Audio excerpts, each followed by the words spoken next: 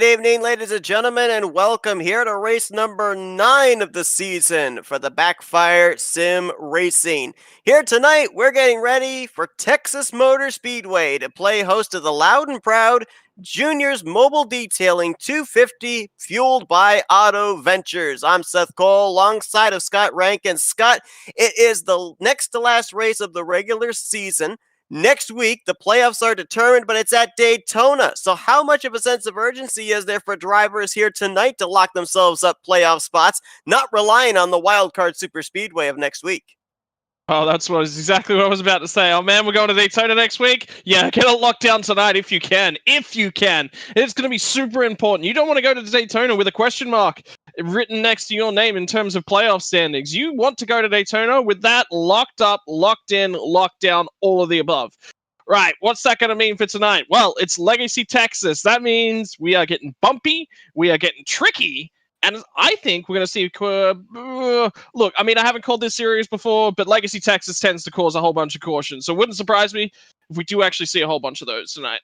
Also going to see high-speed racing here tonight. Drivers are currently in qualifying, and I'm seeing some of them topping out at nearly 186, 187 by themselves. Obviously, that's going to kick up when they're in the draft. And of course, as well, it's one of those longevity races, 167 laps, so you kind of have to pace yourself because we know with it being an older track surface, tire wear is going to be a little bit greater, plus the fact you're probably going to have to plan for a green flag pit stop or two.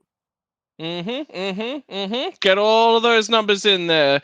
Start to sit down, start to factor everything in, because you're here for 160 laps, 167 laps, as Spider-Man's opponent said to him in the first of the Spider-Man movies. You're stuck in here with me for 3 minutes, and you ain't going nowhere.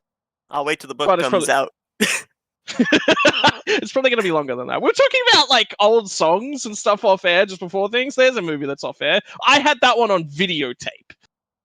Maybe we'll do an FRN watch party one of these days. Anyway, it's time for pre-race ceremonies. Let's now go down trackside as Pastor Zach Woods is ready to deliver tonight's invocation. Let us pray. Almighty God, we just thank you for the many blessings that you grant us in life. And Lord, tonight is a night we get to celebrate the blessing of living in a time such as this. Lord, we thank you for technology that exists like this, for iRacing, so that we can meet new friends, we can race well and learn from one another. I thank you for the folks that are broadcasting this, for iRacing as a whole. And Lord, let us, in our speech and everything we do, give glory and honor to you. We pray all of these things in the gospel of Jesus Christ. Amen. And here tonight, please welcome Raina Osby as she honors America with the singing of our national anthem. Oh, say, can you see by the dawn's early light what so proudly we hailed at the twilight's last gleaming, whose broad stripes and bright stars through the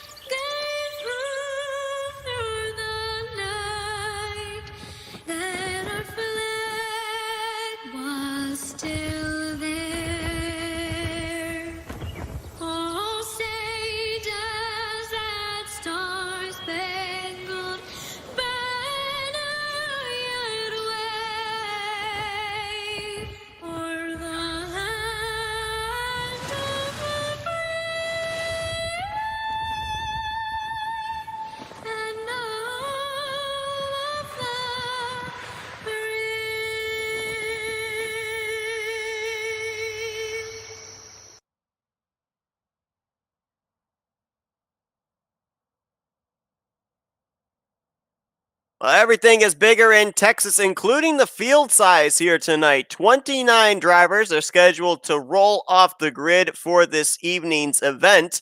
And we're going to take a look here at our point standings. Mention the fact that this is the next to last race of the regular season. And drivers that have won this year, three-time winner DJ Daniel, three-time winner Matthew Robinson, who has won the last two races so far, as well as former winner Kyle Spees. They're up there right now inside of the top 5 in the points, but it's not a win you're in system. The place we're looking at right now is right down around that cut line.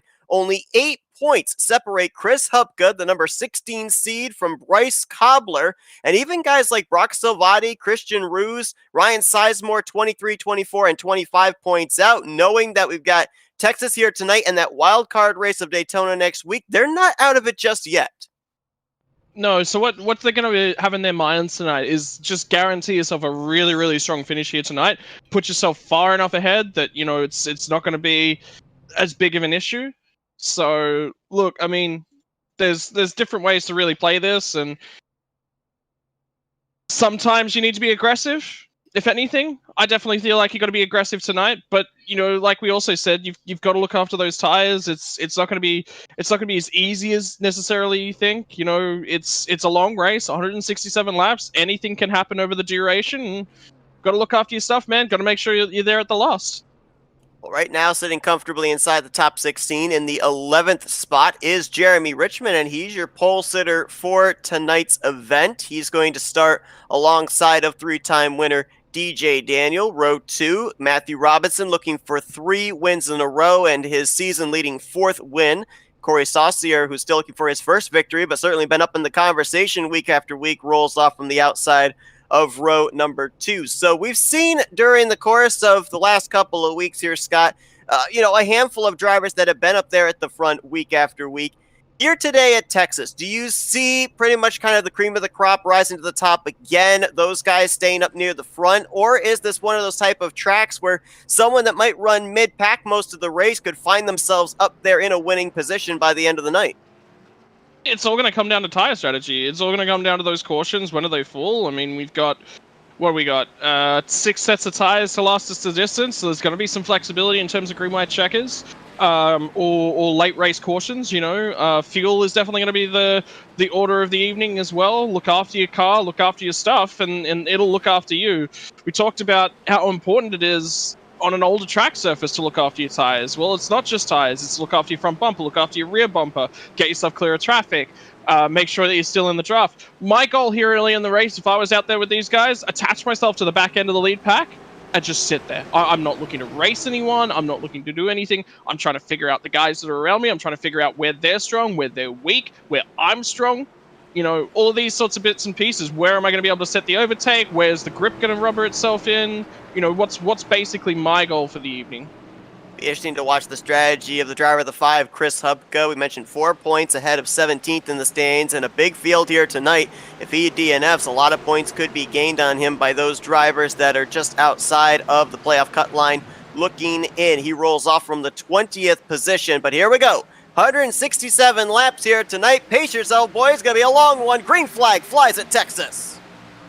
Yeah, all of a sudden, there was a car that immediately jacked up towards the wall and was going backwards. I think it was the 7 car that was immediately on the back foot early on. Now, you mentioned it, 20th.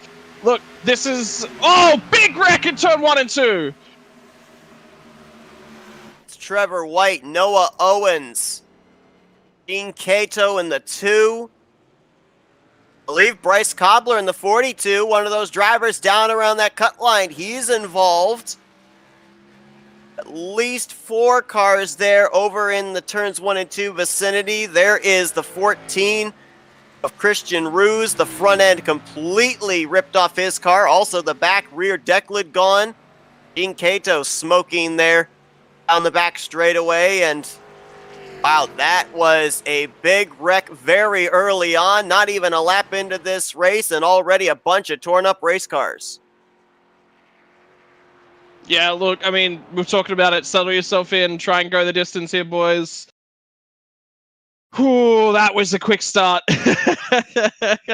Things are happening, man. Things are happening early, and these guys have got to settle themselves down, get themselves into this race, and see what they can really do. Well, a few of those drivers shuffled themselves out early, wanted to get to the rear of the field, wanted to look after all of their stuff and see what was going to happen. But unfortunately, some of that didn't go the way that they planned. So look, you've got to deal with it how you can and move on with your life. You mentioned about that car getting the wall early on in this race, the 7 of Josh Anderson. I wondered if maybe him dropping to the back stack drivers up, but no, if we look right there from that shot, it looks like the 14 of Christian Roos got hooked around off the nose of another driver and turned straight up into the outside wall. We'll see if we can pinpoint who the driver was that got him. I think it might have been the 88 of Noah Owens. Oh, look, I mean, lap 1, turn 1, guys. Like, settle yourselves in. That's my first sort of note to a lot of these guys is, it's long race, boys. And I'm pretty sure race control will be of the same mind. Hey, look, it's going to be a long race. Get yourselves into the race first and foremost, and then start to have a look around and see what really happens. But a few of those guys aren't wanting to do that at the moment, so. Saw it right there. That is where the wreck started. Contact from behind, courtesy of Ryan Sizemore, into the back of the 88 of Noah Owens. He then came down and got the 23 of Christian Roos back up into the 14. I'm sorry, make that the 23 of Trevor White, and then up into the 14 of Christian Roos. A bit of a chain reaction there. And again, like I said, when we dropped the green flag, they got to pace themselves. Yeah, they want to pick up the positions while everybody's close together, because if we get into a long enough run, drivers are going to start spreading out with how good or bad their cars are handling, but cannot be overly aggressive because now there's a lot of drivers that this is going to be a very long 160 plus remaining laps. Oh, 100%. And, like I said, look after yourself, get yourself towards the back end of the 167 laps. I mean, ultimately, it's give and take. It is a lot of give and take, and especially with a track as tricky as Texas, and this is legacy Texas, older road surface, meaning those tires are going to burn up. Settle yourself into that race, become comfortable, before you start pushing everything too hard. Look, I mean, you can't blame a lot of these guys for wanting to get out there and wanting to go racing early. That's just part and parcel of being a race car driver. But look, sometimes the cooler heads are going to prevail, and early on in this race, I think we need to see a little bit more cooler heads. One driver that this early incident's definitely going to hurt is Bryce Cobbler in that 42. Came in within striking distance to snatch the 16th playoff spot away from Chris Hubka, and now he's got to deal with early damage as the green flag is back in the air, and I'm not certain if Jeremy Richmond was absolutely ready for that, but Matthew Robinson was. He's going to pull ahead by 3 car lengths before we get into turn 1. Yeah, all of a sudden, the racing, it just kicks up a notch. I was very, very quick on the get-go, so look, it is going to be a hell of a race. Look at how tight and how bunched up these guys are. All of a sudden, Robinson kicks out to an early lead. You got Richmond there trying to settle himself in, work his way into the race. And look, like I said, going to be a long night, but starting quite aggressively for some of these guys. DJ Daniel now to the inside of Corey Sasu. That is for the 4th position.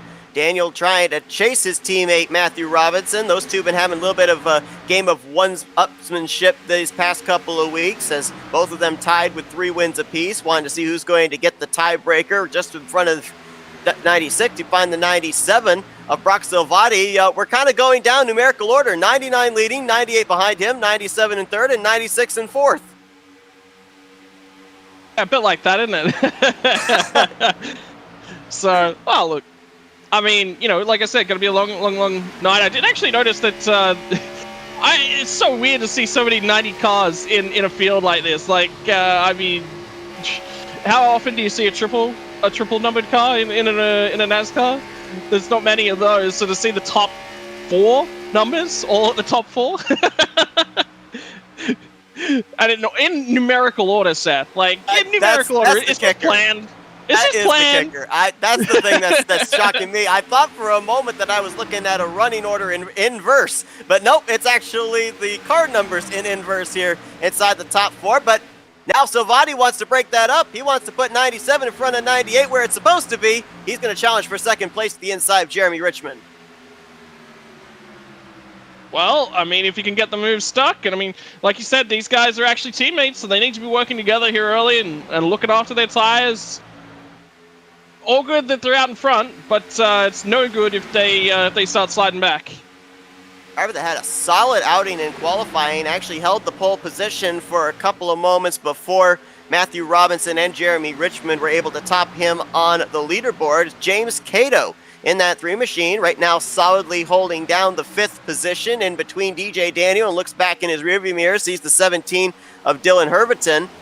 But right now, very solid outing for him early on, up here racing with a lot of fast race cars. Now, Cato comes into this race right now, doesn't look like mathematically he's going to have a shot of making it into the playoffs. This is only his 2nd start on the season. Hang on, Seth. Keep your eyes on DJ Daniel right now, trying to send it down the inside of Brock Salvati off of 3 and 4. We'll see if he can get that move done. They're quite even heading down over the start-finish line, so maybe not.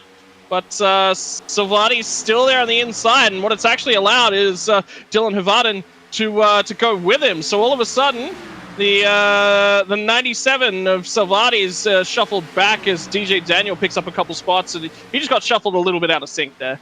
You know, we talked about the fact that the tires are going to wear a little bit more here with the older Texas surface. Is there a particular line in your mind that you run that actually would wear those tires down quicker than another line? Well, yeah, definitely the low line. Basically, to run the low line, you're putting a lot more load, especially on corner entry, to get the car to snug down onto the low line, but it is definitely the quicker line. So you've got to try and, minimize your losses. So you've got to try and... I wouldn't be trying to hug the low line, as much as I possibly can. If I'm looking at Brock Salvati, what he's actually doing is what you normally call, in terms of a road racer's perspective, a late apex corner. So he's high on entry, high on mid, medium on mid, medium late mid, and then all of a sudden he dips low and sort of wraps it around. So you're looking to conserve the tires on entry whilst you're dropping that speed a little bit lower, and then you're trying to wrap down a little bit lower. But you can also see with just the line that he's running as well, he's mid-corner, he's running like, there's a bit of contact! And they're going to go around. Saucier, that's also, I believe, Montoya that hit the wall hard. A lot of drivers involved in this one on the back straightaway. There is Hubka in the 5, the guy who came in, the cutoff line driver. Cato in the 3, who was having such a good run. And caution's going to fly for the 2nd time tonight. This was a wreck that took place in a battle for the 6th position.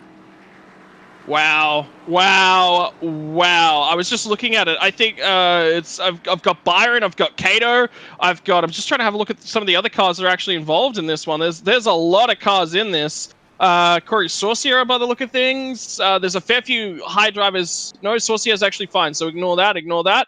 But you've got Cato. I was watching Cato try to go underneath Brock Salvati, and he was having a lot of problems just trying to keep the car on the bottom of the track. Very, very loose, and the car was sort of floating around, couldn't get back to the power nice and easily. In this case, my first thoughts was, Cato's actually had a problem, and he's, wiggled again, and he's made contact. But it's actually Byron. I think Byron might have actually gotten a little bit of a helping hand from just behind him. Another driver that got involved was the 90 of Santiago, Angel Santiago. That wreck actually really started, I believe, with the 21 of Vickery getting a little wide off of turn 2 and slapping the outside wall. It then shot his car down the racetrack into Cato and then collected up other drivers. Also involved was the points leader coming in tonight, Christopher Lawrence. He doesn't have a victory, but has been very consistent here in the first 8 races. Subsequently comes in leading the overall standings, and he took a hard shot into the inside wall. Oh man, there's so many cars I think they're actually involved in this. Look, one of the benefits of running this series, there's 2 ways to look at this, right? So this series does run with a fast repair. Now, I both like and dislike having a fast repair at the same time. What the fast repair allows you to just be a little bit more aggressive, a little bit more racy. It allows you to make a mistake and still come out fine. The other thing that it does allow is you get caught up in somebody else's accident, as a few drivers would have done there, and you're still competitive. Now, a few of these guys will have decisions to make. Their cars are definitely going to be down on power. What that means is that they're going to be slowly falling further and further back. They're also going to have to deal with banged up aero packages. Do you burn that fast repair now? There's 167 laps with 15, 16 of those in now. We just started our 16th rotation, right? Do you burn that fast repair up now and then you've got no safety net? meaning you drive a little bit cleaner. Then if something happens and you just get caught up in it, night over. There's nothing you can do about that. Or do you just go, okay, I'm just going to have to deal with some of this damage. I'm just going to have to deal with it. We're going to aim for about 80, 90, 100, clean the car up again, go again from that lap number. And the biggest thing as well is you got to figure out, and you're not really able to until the green flag comes back out, of just how much power you're down.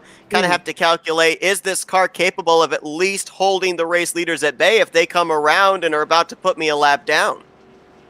Well, I mean, the other thing is, if you come down pit lane here and grab fresh tires, we're 16 laps in at this point in time, so look, tires have definitely worn a little bit, burn up a little bit of those tires, right? So if you're one of the cars that now has damage and you go down and you get tires, your tires are going to actually save you for about the next 10 to 15 laps, right? Because you're going to be ahead of somebody else. At that time, it's going to start to sort of equalize a little bit more, and then the guys that have actually got the power will start to come back out on top again. But what that does is it buys you a window to assess your car, assess how bad things are, assess... You got to remember that races in real life, it's about managing some of these problems. You can't just say, hey, look, here's a problem, I'm going to make it go away. No, racing is about driving with what you've got, making adjustments, and managing issues, right? This is an issue that you need to manage. How do you manage it? Well, I think we're about to learn some separation. We're going to learn what separates the men from the boys in terms of things. Now, we've already had 2 cautions and 2 really big wrecks, a lot of torn up race cars in both of the incidents. So if you're going to be involved in an incident, have an issue, probably better to have it early on here, right? Where you have enough time to be able to mount some bit of a comeback rather than have it happen with 10, 15 laps to go where you've got no time for recovery. I mean, the thing is, with 10, 15 laps to go, slap a fresh set of tires. If you're the one that saved up your tires, banked up, you're in a really, really good position there. So don't throw that away. We're actually going to be going green here in a few moments. The issue with having a wreck early and trying to mount a comeback is it's a long race. If you're quicker and you're quicker over the long run, you're just naturally gonna find that pace and find your way back to the lead, right? We're gonna have more cautions. We're not done with cautions, so. That's going to condense the field once again. Pit strategy is going to be a big player, and well, it's time to go racing. Let's see how many of these cars took their fast repairs. Jeremy Richmond on the inside, Matthew Robinson on the outside. Richmond's going to edge ahead. Dylan Herviton trying to follow him, as well as, in my opinion, one of the most beautifully painted cars in the field here tonight. Jaden Gimbel in that 12 machine. It looks like cherry blossoms on that car, but actually instead of cherry blossoms, it's the Susan G. Komen pink ribbons. A very unique paint scheme on that Ford, as right now he drops back into a battle with Brock Silvati for 5th place. I'm just having a look through the field, and yeah, there's actually quite a few really nice paint schemes out there tonight. So I'm currently looking at the 88 of Noah Owens. That's a really pretty car, really good mix of matte and chroming on that car. A few sponsors down the sides, nice stripage, really pretty race car. But the main reason I was actually flicking through the field was James Cato 3 was a big part of that last wreck. Fast repair gone. So obviously the damage was bad enough that he had to deal with it, and he has done. Now he's gonna have to fight his way through the field. He's being a little bit aggressive for my liking. So yeah, sure, you're around drivers that are not got the package that you've got, but you've also not got a fast repair left over. You gotta pace yourself. He's going to try and send it three wide down the back stretch, actually. So we're going to go 3 wide to 3 and 4 with James Cato. He gets it done. Well done to both of the drivers around him, the 19 of David Hall and the 57 of Clifford Corvo as well. Really good teamwork from those guys. All 3 of them. Well, Cato was like, I'm going through this. And the other 2 drivers just recognized, hey, I got to let this happen. A car coming down pit road, James Santoyo, who is involved in the second caution of the day. This looks like it would be an unscheduled pit stop for him. Other drivers, he got a penalty. Did very well. Other drivers that I think did take fast repairs. Don't know the whole extent of those, but those that I think did take fast repairs, the 42 of Bryce Cobbler, the 14 of Christian Ruse, as well as the 21 of Jeffrey Vickery. I believe those drivers have already used their fast repairs this early on. Yeah, so, look, I mean, it's about adapting now, okay? So, we're talking about it. You drive with the issue, you make adjustments. Now you don't have the safety net, so that's another adjustment that you've got to make. So, look, I mean, we'll see how some of these guys go, but I can tell you for a fact that Cato is burning through this field. He wants to be back up the front. He wants to be ahead of anything that's happening. He has run faster than the 5 drivers ahead of him that last lap. Zachary Kistler, the next on his list in the 25. Right now, this will be the battle for 13th place. Looks like the 79 has come back on to the racetrack. Just an update on drivers that were involved in the first 2 incidents. Christopher Lawrence and Chris Hubka, they are 1 lap down. Josh Anderson, Trevor White, they are -2. James Santoyo is -3 after having to come to pit lane there to serve a penalty. And Angel Santiago actually exited the server, came back in. He is now 6 laps down to the race leaders, but all 29 drivers that took the green flag to start this race are still running, as 3 wide back here around the 10th position. Yeah, look at it. I mean, they're all bubbling. This is drivers basically trying to figure out, look, I think I'm faster than you. 10 laps into a run, my tires are now better than yours. I'm coming through. And a few of those guys are basically just trying to sort themselves out. They're trying to say, hey man, this is my spot. I'm coming through. I want this.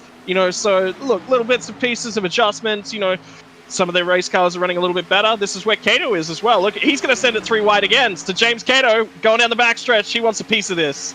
Going to try and get by James Jones in the 10. 43 of Ryan Phillips just ahead. You see how Phillips can't hold the bottom. The fresh tires of Cato can. And next he'll be going after the 60 of Zachary Woods. That 3 car is flying. The question is, though, how many laps is it going to take for these fresh tires that he has to even out with the older tires around him? I think he's going to have a good margin for probably, well, what was it? We were talking about 16 laps-ish before he grabbed the pit stop. His pit stop was on lap 15.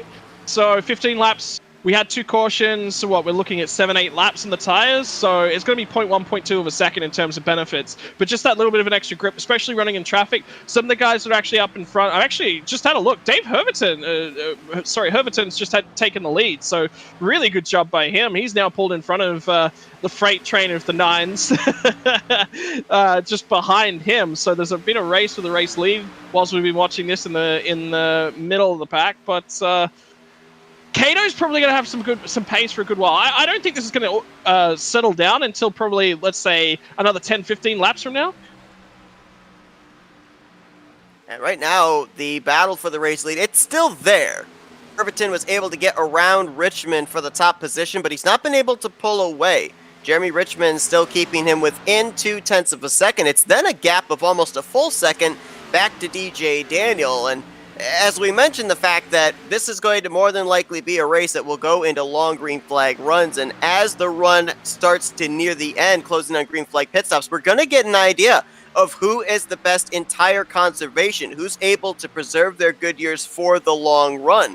I don't think we're quite to the point yet where we would be able to make a clear distinction. I think that most drivers right now still are kind of in go mode, trying to lay down the best possible lap times, but at some point we're going to really see the pace back off, and we're going to see who's got the more consistent lap times. I agree. I'm just going to have a quick look through and see who's up the most spots and who's lost the most spots. So the 7 of Josh Anderson, we saw that he was in the fence on lap 1. He's now 2 laps down. He started in P8, lap P25. He's dropped a long, long way through the field. Who else am I looking at? Corey Saucier has dropped from P4 on the grid to P12. Dylan Herberton is up from 6 on the grid to running first right now, so he's really looked after his tires a little bit better than the teammates around him. So that's a great job by him. Another guy going backwards, you mentioned, what a night for James Santoyo. Unfortunately, hasn't gone his way. P11 back to P27.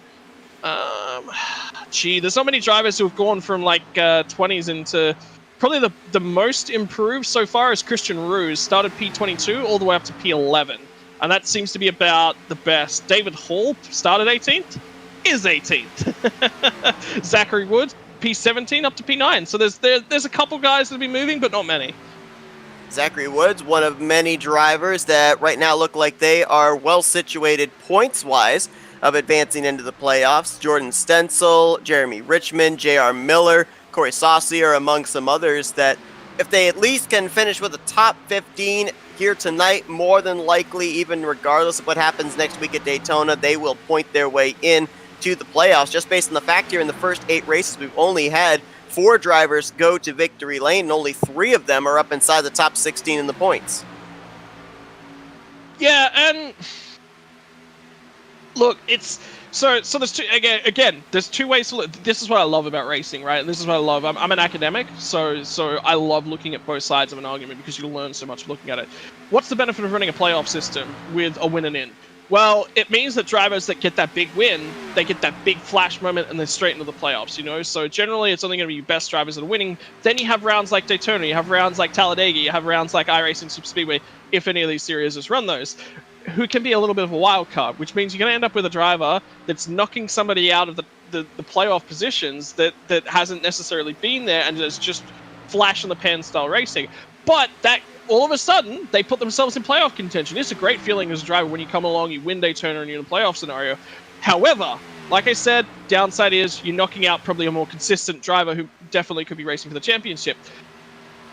Other side of that coin, when it's a points-based system, it rewards consistency rather than flash in the pan style performances. We've seen it in NASCAR this year. There's been a lot of talk about how some of the worst teams that are going to aim for that flash in the pan style performance. They're going to spend a lot of their money and a lot of their research and R&D dollars are going to go, all right, we know that our driver is good at this one circuit. He's really, really good. So let's spend a lot of that research and development money on giving him the best car at that circuit. He goes out there, he wins it, he's in the playoffs. Then you end up with a system whereby that driver doesn't get into the playoffs because you've got 17, 18 drivers that want to race this season. So, you know, there's the other side of the coin as well. For those drivers, it rewards them with bonus research and funding money because they're in the playoffs. They get a lot more media attention, those sorts of things. This is rookie racing. Oh, amateur level. Rookie's the wrong word, but we're talking amateur level racing here. I like to reward consistency. I'm all about that. If you are a more consistent driver right throughout the season and you have that one-off round where you end up in the fence, you are still more likely to get into a playoffs in a system like this than that driver who won one race and finished just outside the top 20 for the remainder of the season. I think it creates better racing because you can't race the guy that's just ahead of you as hard if every round counts. If only one round counts to getting you into the playoffs, all of a sudden you're qualified, the benefit of that as well is that you can play with your setup. You can try some different things at different circuits with the aims of building a better setup for a playoff track once you're locked in, right? But it gives the drivers this, I don't have to worry about the rest of the season now, which actually promotes really poor driving behavior as a thing. So look, they both have their pros and cons, but I'm always a big fan of anything that promotes consistent driving. I'm exactly with you here. We're looking here at James Cato in third. He's now driving up here into the conversation for the race lead, which actually was under contest for a brief moment. Jeremy Richmond putting the pressure on Dylan Herberton. I'm going to weigh in a little bit there as well because I've actually been part of leagues where they have the winning you're in system, and they'll have a minimum number of starts that you have to make during the course of the season where that win would count towards a playoff position. So the driver, they'll win the season opener, and then they don't show up for the next 4 races, next 5 races, and then they'll just make the required starts if Seth, necessary. Just watching in the back of the pack, the 43 just made contact with the rear end of the 60. We have got 2 3x3s. Oh my god, heading into 3 and 4. There is a huge pack here. 49, 12, 79, 60, 24, and 43. All nearly going in there side by side. We only ended up 2x3 going into 3 and 4 just then. That's how stacked up everyone was. Somebody at the front of this little battle pack got a really poor exit, checked up nearly the entire pack, and Ryan Phillips got into the rear end of the 60. They're just talking about it in the driver comms right now. Oh, look, sorry, man. Yeah, oh, okay, that's racing. Yeah, no worries. Let's move on with it. So, but it nearly ended in heartbreak for a lot of those drivers. Saw Corey Saucier actually had to go up to the 3rd, almost 4th groove. Nobody's going to go up there voluntarily, I guarantee you, here tonight, unless it's trying to avoid a situation like that. Oh, yeah. Look after your car. Yeah. First and foremost, what are we saying? Look after your car. Look after your stuff. It'll look after you. Look, how many laps have we been green now for a good while? What were we, lap 16? 25 laps, I believe. We have been under the green flag. Oh, I had to say something. It's Ryan Phillips and Corey Saucier on the back straightaway. Isn't that a case of the commentator's curse? Yep, we'll chalk one up for Scott on that one. I guess the good news is for Corey Saucier, he almost was collected up back in the 2nd caution, narrowly avoided it. If this had been the 2nd straight yellow he'd been involved in, we might be seeing the 24 as our first retiree out of the race. Yeah, but he'll be fine. He'll grab a fast repair. He'll get back out there. So, like I said, this is benefits of running with a fast repair system. I mean, we were talking about the point system creating consistent driving behaviors. The fast repair system running without one creates, a little bit of issues in terms of, consistent driving behaviors as well. Fast repair system does that, but then it just gives you this buffer. I like it and I hate it at the same time. It's one of those sort of things. So There's certain situations where you look at it and you're like, oh, I'm glad they've got a fast repair. And then there's other times you're thinking, this might be an entirely different race. Landscape might be entirely different if they knew they didn't have the fast repair to lean on. But if you look at the incident like this, I mean, that falls into the category of, I don't mind the fact they have a fast repair because it's just a driver mistake, trying to get back to the throttle maybe a little bit too soon there for Ryan Phillips in the 43. The car pushes up the racetrack into the wall and just bounces down. Unfortunately, Corey Saucier, wrong place, wrong time. Yeah, I mean, that's it. It's just racing. There's nothing you can do about it. The car in front's made an error. It happens, I mean, if you follow F1, look at George Russell and Valtteri Bottas from last weekend at Imola. That was just an error on both parts of both drivers. They both made errors, and look at the mistake. Could you imagine if both of those guys had fast repairs? But then again, if both of those guys had fast repairs, I'd be an F1 driver. So that's true. Yeah.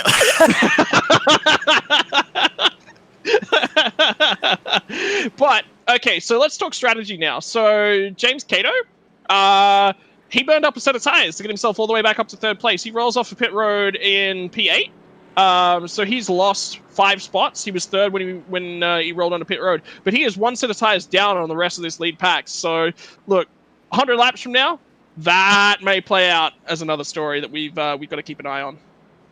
And this caution actually changes up that battle for the final playoff position because prior to the yellow flag coming out, Bryce Cobbler was actually in to the top 16, and Hubka was on the outside, and he gets the lucky dog here under this caution. I actually just noticed as well, I believe Bryce Cobbler in the last couple of laps brought his car to the garage area, so that's going to be some breathing room for Chris Hubka going into Daytona. He was actually having a lot of issues with the connection tonight. Couldn't keep a stable car out on track. And look, I mean, I don't know if we've talked about it much in our broadcast, Seth, but I've talked about it on a lot of other broadcasts whereby it's like, it's a different kind of failure system. If you have a motor failure out in the racing circuit in real life, that's a mechanical failure, right? The mechanical failures of the iRacing world come down to you've got to manage your PC, you've got to manage your internet connection, and you've got to manage your racing hardware. All 3 of those things can contribute to mechanical failures. And then you've got to manage your pit stops, all of that sort of stuff. Okay, I wasn't 100% sure. Is Gene Cato going to the lane? Because I was going to say, that's 41 laps of those tires leading the race. That is suicide, my good sir. I'm so glad that you're going to the lane here. And he will indeed come down to the attention of his crew. That'll turn the race lead back over to the 17 of Dylan Herberton. And yeah, I was kind of wondering about that myself. We saw drivers stay out 16, 17 laps older tires than drivers that came down for fresh tires back under the second caution. That's manageable. But yeah, 40-plus lap older tires with fresh Goodyears breathing down your neck. No. I mean, where in the world do you go? I mean, if 3... I would say you'd need a minimum of 3, but even 3, I'd still be pulling out of that. I wouldn't be doing it. I would say a minimum of 5 cars to do the same thing. But it's 40-lap old tires at Texas. The fall-off is so high here over 40 laps. And remember, we're going to talk about it all night long because it's an important aspect. The older racing surface promotes tire wear. I like it. I'm a big fan of that sort of thing because what that does is that puts a heavier emphasis on tire conservation. So look, fuel numbers, we're not going to get an accurate sort of reading. What this actually does do, though, is it resets my stint information, which is pretty cool. Like, I'm now going to have accurate stint information on all of these guys. I forgot to fire up my my data recorder before the start of the race and did it lap 28 or so. So I had, partial information. Now I'm going to have good information again. I can give you some more information about the fall-off and what these guys are running. Well, here we go. Third restart of the night here at the completion of lap 45 onto 46. Dylan Herbertson going to lead them into turn 1. Starting to notice a little bit of cloud cover creeping over into the turn 1 vicinity. Have to wonder if this boiling racetrack will start cooling down as the race goes on. But as Herbertson pulls away, the battle going to be on for second place between Jeremy Richmond on the top side. Whoa, is that Robinson back there? He got a little loose in the center of 3 and 4 and drifted up a couple of grooves. And now Richmond gets the wall hard off of 4. Well, they're going to have to be really, really careful. These cars are handling much, much different. Remember, these are cold tires. They've rolled around into pacing, so they've got a little bit of temperature in them. The 12 car all of a sudden just gets that little bit of a wiggle on. So that's going to be Gibbons. He's going to slide up the racetrack just a little bit. It's going to allow the 21 underneath. No, he blocks it all the way to the inside, so he shuts that one down. But he is going to have to get that car settled on the bottom before he starts applying that throttle in future laps. Talk about a block. There was a block in the back straightaway. Herbertson trying to hold off DJ Daniel. Daniel now crosses him over to the inside off of turn 4. He'll have the inside advantage and the lead going into turn 1. Well, here we go. All of a sudden, this race comes to life with that third caution. Well, DJ Daniel takes the race lead. Herbertson wants at it. Cato in behind them says, no, I want a piece of this as well. The 98 on the high side. Richmond says, hey, I was leading this thing on lap 1. I want to get back up there. I want another piece of that race lead. Ladies and gents, this race has suddenly come alive. Oh, that 97 of Brock Silvati have to bail out of the throttle through the center of 3 and 4, but then he got a great run off the final turn. He's onto the back bumper of Richmond for 4th place, and now he's got Jaden Gimbel to his inside. Look at this, blocking all the way down to the white line headed for turn 3. You'd think this was the final couple laps of the race. Wow. All of a sudden, these guys are trying to sort out who's in charge here. The 3 car has once again got a great run coming off of 3 and 4. It's been checked up by our leader. DJ Daniel blocks him off. All of a sudden, Richmond heads to the outside, and he's going to take an advantage on the 3 car. Can he get the run? Can he get this move done? No. Cato once again gets it done. The 12 car sideways coming out of 1 and 2 has that whole line check up as well. So now there's a little bit of a gap, and Dylan Herbertson is going to settle into this nice little comfy groove in the middle of both packs. Back here towards the tail end of this lead group on board with 3-time winner Matthew Robinson, winner of the last 2 races, and he's seeing all the slicing and dicing up ahead of him as he holds down the 7th position. DJ Daniel has now moved to the point. Richmond moved to 2nd, James Cato to 3rd. Dylan Herbertson looks around, says, hey, I was just leading this race. Now he's back in a fight for 4th place. Yeah, and look at Gimbel. Gimbel's still loose. That's just the way his car's handling early on a run. So maybe he's made an adjustment. It's just loosened that car up slightly. All of a sudden, the teammates lead us away at the front of this pack. What I'm looking for right now is probably cooler heads prevail. What were we talking about? Matthew Robinson drifts to the back end of this pack. What I want to see from him is just that little bit of tire conservation. Look after it. Watch everything ahead of you with Hawkeyes. Look at where these drivers are being aggressive, because we have got huge packs of aggressive drivers. Talking about aggression, Daniel and Richmond fighting it out for the lead. Daniel's got 3 wins this season. Richmond so far with a goose egg in the win column, as has James Cato. Those 2 trying to find victory lane for the first time this year. Add also in the 12 of Jaden Gimbel. We do have another driver that's gone to the garage area with Bryce Cobbler. The 23 of Trevor White, has actually retired out of the race. So 27 drivers of our original 29 are still on the racetrack. 20 of them currently on the lead lap. Oh man, I tell you what, this race is heating up. What are we? We're 53 laps in now? We're a 3rd race distance, ladies and gents. Just under a 3rd race distance, and the spiciness of this race has just been turned up. The heat has been cranked up a few notches here in the desert. How about the heat of the racetrack? Let's see what our track temp is right now. Ambient temperature 71 degrees, but the track temp a slick 90 degrees. And, you were talking about these drivers being loose here on sticker tires. As we were watching James Cato and his progress through the field back on that last run, he was making a pass at the time for 3rd place on race leader DJ Daniel. And Daniel got really loose off of turn 2. So I don't think that loose sensation is going to go away the longer this run goes on. You have a look at the different sort of setups. All the guys on Daniel's team, they look a little bit tight. Their cars don't look quite as free at this stage of the run. but that loosens up over the long run. The guy that I'm actually really, really worried about is Gimbal, because his car's loose now. Is his car just going to get looser and looser the longer this run goes on? The 21 car trying to make a move is Vickers on the 98, got a little bit loose, drifted all the way right up into him. Now the 17's coming right back at him as well. So Herbertson not happy with his lot. He wants to buy back into this. It looks like the 98 is running a little bit slower. Doesn't get a great run. So Herbertson might look to the inside of him. No, he's going to stay in behind him, collapse the wall just slightly.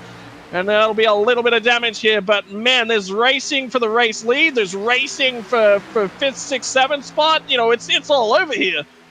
Jeffrey Vickery in the 21. Going to have to be careful. He's running great in that 4th position, but remember, was involved in one of our earlier cautions and has already used his faster pair. So he doesn't have a faster pair for insurance here for the final 2/3 of this race. So a great comeback run nonetheless for him, as back there, a good battle for the 7th position. Brock Silvati steps out. I don't know if he was throwing the block there on Robinson or if he just got loose off the corner. At some points, it's hard to tell. Oh, look, I mean, the action's going left, right, center. You know, there's blow by blow by blow. So we've got 3 of the teammates battling it out here for the 6th, 7th, 8th spots now. So all of a sudden, I think they need to just work together, get themselves in a line, and start running towards the leaders once again. Because the longer that they're fighting, they're burning up each other's tires. You know, they're not working together here. Your teammates, this is what you need them to do. If you want one of your cars to be in victory lane at the end of this thing, running side by side for as long as they possibly have, that is not going to help your case. We know that Corey Saucier was involved in the last incident along with Ryan Phillips. Both of those drivers have used faster pairs. Saucier's been able to work his way back up into the top 10 in 9th. Phillips just on the outside of the top 10 in the 14th position. Now Saucier going to work on Jeremy Richmond for the 8th position. If we look back here at Chris Hubka, that car looks like it is somewhat still off the pace. I think he did use a faster pair, maybe, when he was involved in the second caution, but then again, that car looks like it still got some damage on it. He might have actually held on to that faster pair here, and it's just trying to salvage his car staying on the lead lap. Again, he's got the luxury of doing that, though, right now, because of the fact that his main source of competition for that 16th and final playoff position, Bryce Cobbler, currently is out of the race. Yeah, and the issue he's got right now, though, is that he's actually running 3/4 of a second off the pace of the leaders, and they're only 9 seconds back up the road from him. So he's got to be very, very careful in terms of how much pace that he's losing. He needed to maintain that draft when and where he could. He's now 8 seconds off the draft. There's cars, you know, basically all around him that are falling off the road a little bit. So look, got to be really, really careful. He's now 10 seconds actually off the back of Jordan Stenzel, who's on the lead lap. So I have a feeling he might be our next lucky dog recipient if this keeps up. On Herberton making his way around Jeffrey Vickery. That is for 4th place. Meanwhile, your top 3 are all nose to tail. Chevrolet, Ford, Toyota, with Daniel, Gimbal, and Kato. And all 3 of them running almost identical lap times, lap after lap after lap, neither giving nor giving up an inch to each other. And it's going to come down here, I think, to whether Gimbal and Kato are going to be able to settle out 2nd place before they get up here to DJ Daniel, or can the 12 put the distance between him and the 3 and actually go to work on DJ Daniel for the top position. Gimbal coming into this race, I believe, is making his debut here in BackFire Sim Racing. So talk about making a debut if you're able to, in your first start, find victory lane. Oh, yeah, first start, find victory lane, let alone put your stamp on this series, you know. If this is his first start, what I constantly preach to a lot of the guys is one of the worst possible things you can do, especially because he's out of championship contention, is come out here and make enemies. If he comes out here and makes a whole bunch of friends, well, all of a sudden that's going to flow on to next season. You know, you've got to consider sometimes that right now I'm just trying to acquaint myself with all the drivers around. What standard do I want them to see of me? If you're running at the back end of a season like this where your results aren't really going to count for anything, the standard that you want to set is so much higher in terms of conservative driving. You want to build those relationships when and where you can, and you want to build that trust level. So later on down the line, when you opt to send it on somebody next season when it matters, they're going to give you a little bit more space because you've created that respect and that relationship, you know? So then again, the alternative is also true. You send it on somebody now and you create that enemy, they're going to drive that little bit further away from you. So both, and I've seen both work, and I've seen both work quite well, but I'm always a fan of sticking to the safe side of things. It's the more consistent approach, shall we say. Jeffrey Vickery is starting to lose ground. We saw him fall from 4th to 5th, now under fire from the 99 of Matthew Robinson.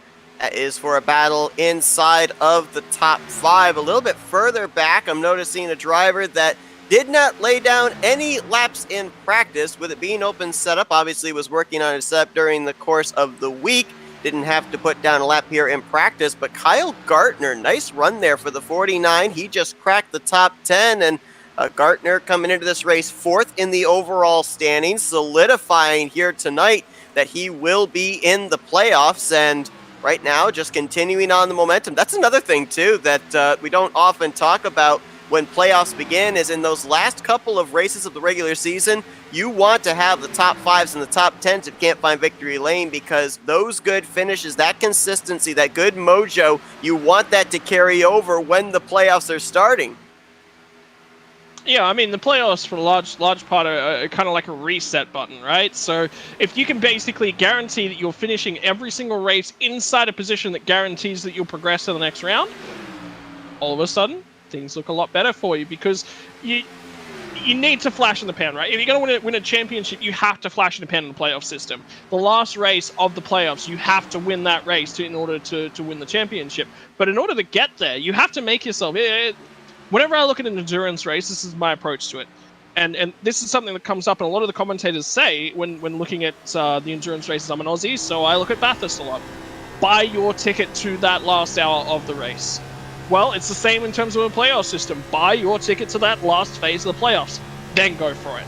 Make sure that you've got the car at that point in time that's capable of winning the championship, but don't focus on that until you get there. Make sure that you are turning the laps, you're getting the consistency that you need, get yourself there, then go for it, baby.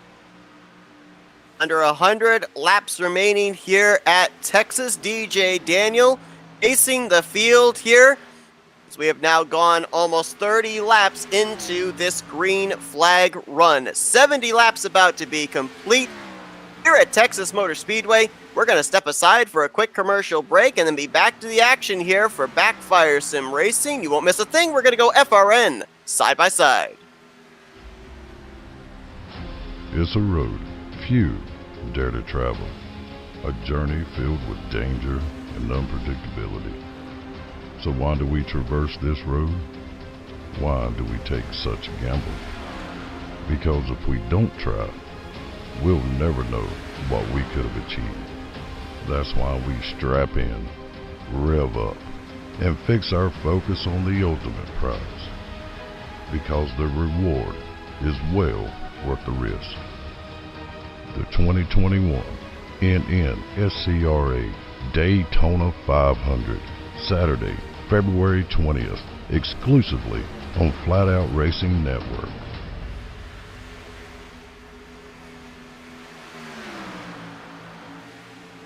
ETE Reman is the world's best remanufacturer of transmissions for import and domestic cars and trucks.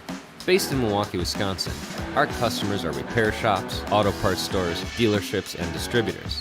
And with 6 nationwide warehouses, we're where and when you need us. So when you're looking for a transmission that is like new, only better, instill confidence and install ETE Reman.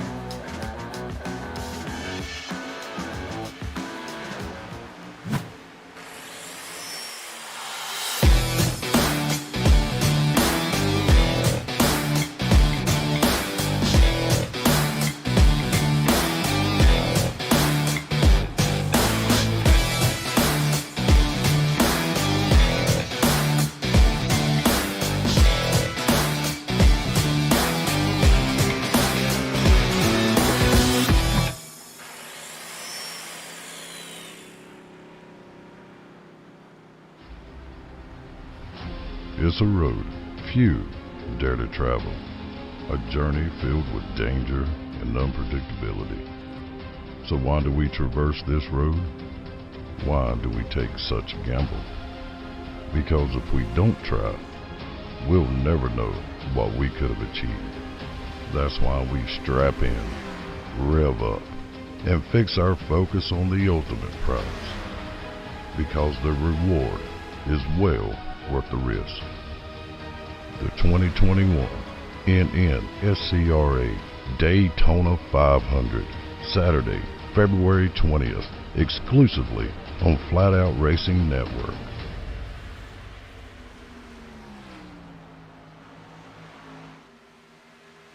ETE Reman is the world's best remanufacturer of transmissions for import and domestic cars and trucks. Based in Milwaukee, Wisconsin, our customers are repair shops, auto parts stores, dealerships, and distributors. And with 6 nationwide warehouses, we're where and when you need us. So when you're looking for a transmission that is like new, only better, instill confidence and install ETE Reman.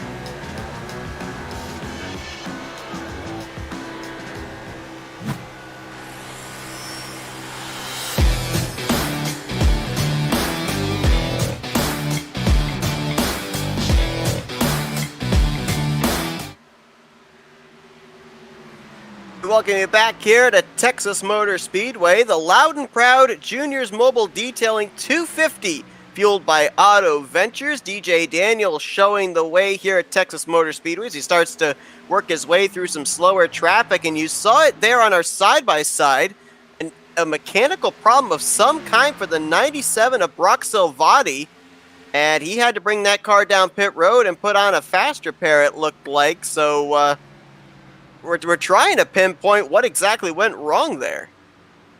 Yeah, I mean, neither of us could really come up with a solution. Maybe something, but anyway, look, he's going to have fresh tires, so he's going to be absolutely moving through the field. So he's going to have a good opportunity to get that lap back. He only fell 1 lap down. Look, there's a bit of good news. That's something that he definitely needed. So, and we just saw the 10 of James Jones coming down pit lane. And it looked like that was a regularly scheduled stop for him, so we might be closing in, possibly on our first round of green flag pit stops. Remember, the longest that these drivers have gone so far on a run was 28 laps. That was the 36th lap completed right there for DJ Daniel on this run. Yeah, so look, I mean, we're not 100% sure of when they're going to be coming to pit road, but I guarantee it'll be soon. Currently, the drivers are actually on 35 lap runs at this point. We're hitting about that 35 lap runs. I was just actually having a look at the average times. It looks like the guy that's best looking after his tires from the 20 lap onwards in terms of best average lap time is Gene Cato. He's actually starts to come back to the fore from the lap period of 20 to 30. So he's actually done a really, really good job of looking after his tires. Then after that, it actually becomes Clifford Corvo. So we're starting to see a pretty big fall off in terms of the lap times. They're not quite. So what were we? 29 zeros, 29 ones. Basically, most of the field in the 29s. Getting out towards the 30s in terms of average laps on this run now.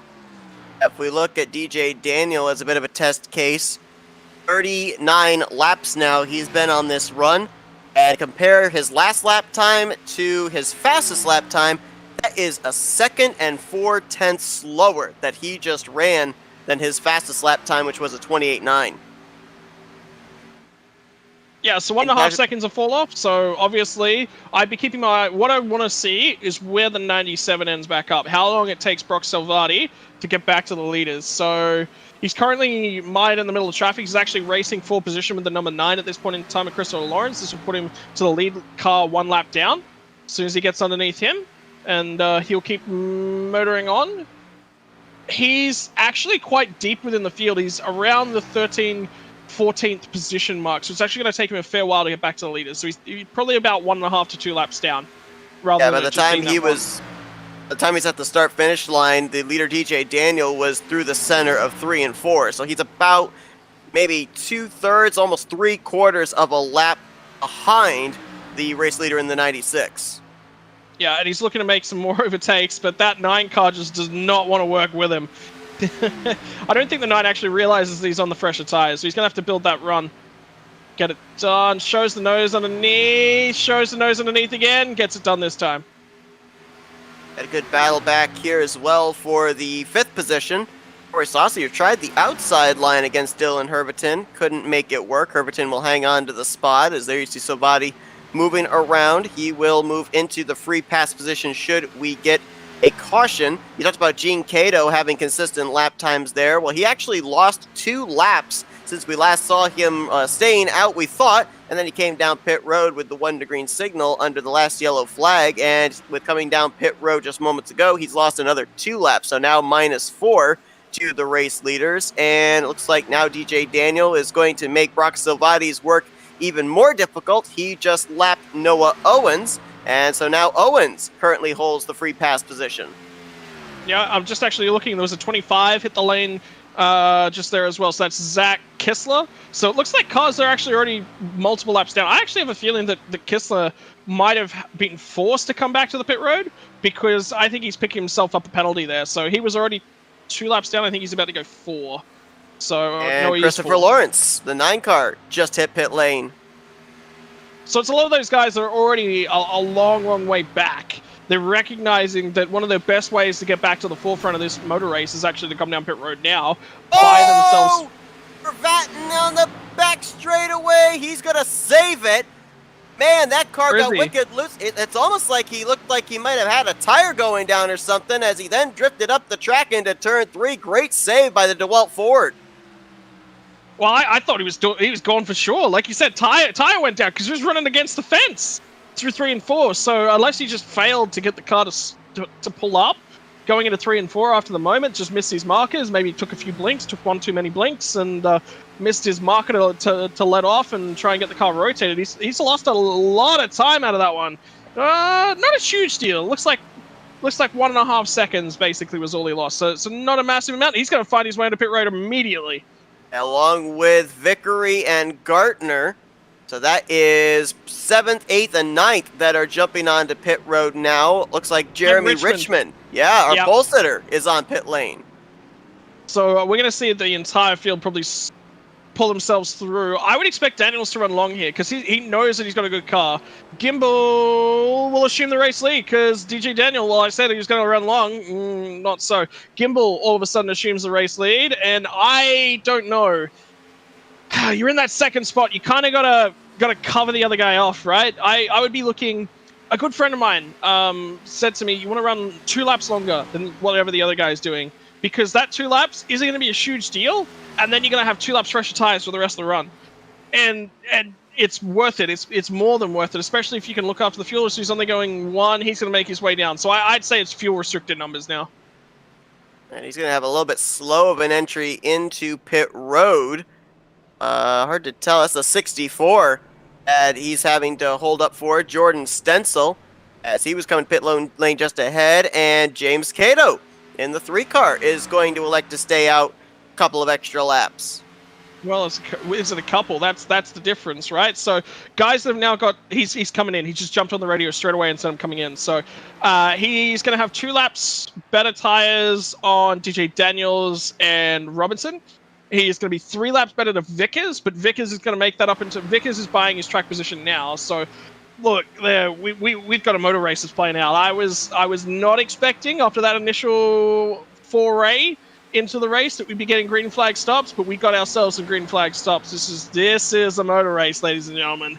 And look at this. This could be the battle for the race lead right here when everything cycles around between teammates, 3-time winners DJ Daniels and Matthew Robinson. Robinson was really aggressive on pit road entry. He made up about 7-8 car lengths between himself and Daniel before they even got to the commitment line, and look how it's panned out. Now the 2 of them are nose to tail. Yeah, remember, this is 2 drivers that went to the pit lane on the same lap too. So obviously Daniels was just sort of looking to be conservative on his pit road entry, which is, again, you can't get, if you're being conservative, you can't get penalized. Look at where Cato comes out. He's actually not all that far off the back of these guys, and they're mired in traffic and fighting each other. So Jaden Gimbal was one of the last guys to pit. He's actually popped out ahead of DJ Daniels. So what are you talking about? That slow pit lane entry? Daniels is down on tires in terms to Gimbal. He's one lap down on tires, so not a huge margin. You won't really see that. Gimbals had great pace across the stint, but Gimbal made all that time up on the pit road entry, and guess what? Means he's free of this traffic a little bit sooner, which means he can start to run away that little bit sooner as well. So I would expect that this race might be either Gimbals. The other guy that I'm watching is Kato. Kato, I think, might have a really good option to win this race just because of that little bit fresher set of tires. He's got enough of a fresher tire set that it's going to provide an advantage for him. All right, so these drivers went, let's say on average, about 40 laps there on a fuel stint, if that was indeed 45. 45. Okay, so that drew everybody down pit road. I'm looking here at Brock Salvati. With the pit stop cycles coming around, he's now been able to work his way up to 10th place. But remember, he is way off sequence from everybody else. 20 laps off sequence from everybody else. Everybody else right now projected is going to have to come to pit road at least one more time. It's going to be close on whether Salvati only will have to come one more time or maybe might have to make a second and final pit stop within less than 10 to go. Splash is going to kill him, isn't it? So Yeah. just looking at the stint length, one of the shortest ones is Christopher Lawrence at 43, Clifford Corneveau at 44, and then you've got a bunch of guys at 45. So you got Zach Kissler, Kyle Gaitner at 45, at 46, Angel Santiago, James Santoyo, Jeffrey Vickery, we're all 46, so they're a little bit shorter on fuel. Josh Anderson, Jordan Stencil, Ryan Phillips, Corey Saucier, 47. GG Daniels, Owens, Robinson, they're all 47. Hall, Miller, Woods. So you got to remember, in terms of their last stop, those guys are going to be a little bit better. They don't have to fuel that little bit much, so it's going to be half a second, maybe, a lap at most, right? So, but that's still half a second. So, You'll take that advantage any day of the week. Races have been won by a heck of a lot less, so. Oh, yeah, absolutely. As you see the race leader, got a little loose there with his left sides down on that white line. Aiden Gimbel making his way around. I believe that was a lap machine that already was a lap down. Clifford Corbeau. That puts him -2. We have a total of 16 drivers on the lead lap right now. David Hall, the last of those, but he's only about maybe half a straightaway ahead of the race leader. Yeah, look, I mean, it's tough, isn't it? It's a tough motor race. Look, you got to keep your car on that lead lap, and a few of those guys have failed to do that tonight, and unfortunately, that's just how their races go. I mean, you've got Ruse, you've got David Hall, you've got Miller, you've got Zachary Woods, who are all probably at danger of going a lap down on this run. Salvati, I want to keep my eyes on him because he could be a wild card due to the nature of just having that engine go. It could be a good thing, it could be a bad thing, where I'm expecting it to be a bad thing, but for some reason, he may just end up in a good spot. Who knows? This race is still yet to pan out. If he gets a caution, he's safe. That is what he is. He is betting his money on getting a caution. If he gets a caution, though, he's still going to be mired in traffic. So he's not going to be quite as attached to the lead group as maybe he wants to be. So, stories to play out left, right, and center, Seth. I love motor racing, man. He definitely needs a caution, in my opinion, because as stated, he might have to make 2 pit stops here before the conclusion of this race, where everybody else projected only 1 more trip to pit lane. The other problem right now is when everybody came down pit road, they now have 20 lap fresher tires than he does. When everything cycled around, he was up in the 10th position. We now check, he's dropped back to 14th, and his lap times are much slower than a lot of the other drivers around him. So he finds himself at a speed that's very trying to find the word, and I can't find the word. He's slower. We'll call it that. He's slower than the guys around him.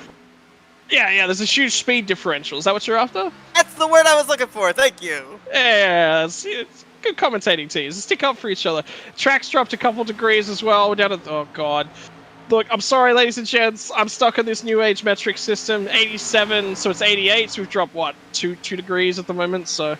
Not a huge deal, but that is going to help a little bit with the tire longevity. We're kind of in that Goldilocks zone where it doesn't... I like track temperatures that are in sort of this 80 to 90 range. And the reason I like them is it doesn't take very long for the tires to come up.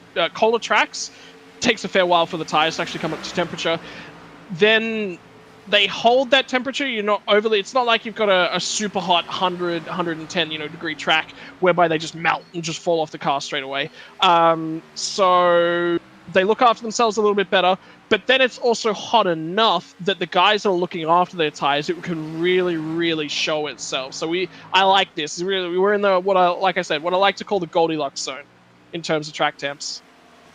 64 laps to go. Give a little bit of a shout out to the sponsors of the league here tonight, JKR Motorsports. Check them out and like them on Facebook and Instagram. Auto Ventures LLC, based in Hudsonville, Michigan. Premier used car, truck, and SUV dealer with the cleanest selection and the lowest prices. Check them out at avcarsales.com to learn more.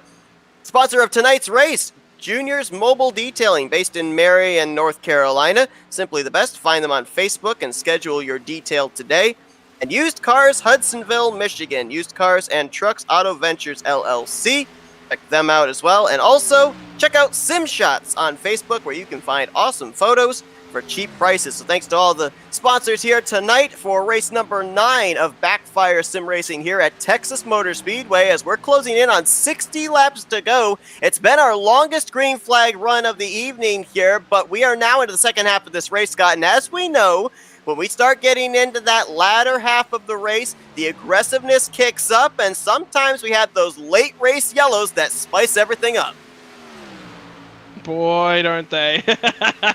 We were just talking about, how spicy it got after the last caution. All of a sudden there was racing from multiple positions. So I'm just actually having a look through some data at the moment. Thank you to my data logging programs. Fastest lap time so far during the race is James Cato, which is on his current set of tires, 28.841.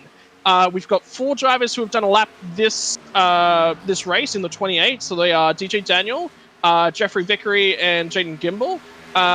All 4 of those guys have done those laps on the current set of tires that they're on. So the track is definitely getting a little bit faster.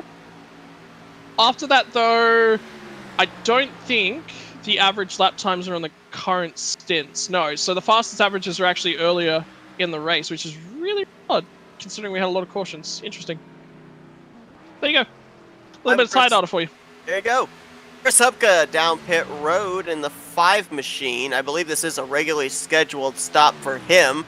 He was off pit sequence with everybody else as he was involved in an earlier caution. And 2 other drivers have now gone to the garage area, giving us 4 in total. Trevor White and Bryce Cobbler. We mentioned they were back in the garage area. They are now joined by Ryan Sizemore and Zachary Kistler. So now 25 drivers are out there on the racetrack, and latest update, 16 of them on the lead lap. And Brock Silvati's still hanging on to 14th as well. So the gap behind him is 2.7 seconds, and he looks like his tires have actually stabilized. He's running very similar lap times now to the cars around him. He's actually starting to catch the driver ahead of him, which is James Jones.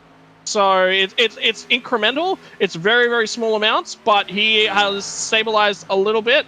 And in terms of the running order, he is running on par with the leaders for lap times, current lap times. So good job by him. I'll tell you what else is a small amount, and that's the window of time he has for a caution to save him. Within the next 10 laps, he's going to have to come to pit road. He will definitely lose a lap in doing so, and so if he's going to remain on the lead lap here and maybe get himself back in the same sequence as the other race leaders, that caution is going to have to come out very, very soon. I have a feeling he might be trying to conserve some fuel right now just to see if he can run as long as he possibly can. Hope for it. Look, here's the thing. As the race progresses, everyone sort of thins out. What are cautions caused by? They're caused by cars being all bunched up together on a track with not a lot of rubber laid down on it whilst they're on cold tires. We're on hot tires. Yeah, the tires are a little bit warm, so that adds a little bit more back to the risk factor. But there's some rubber laid down. The temperatures have dropped a little bit. The tires are looking after themselves a little bit better. Look, I think he's dead in the water.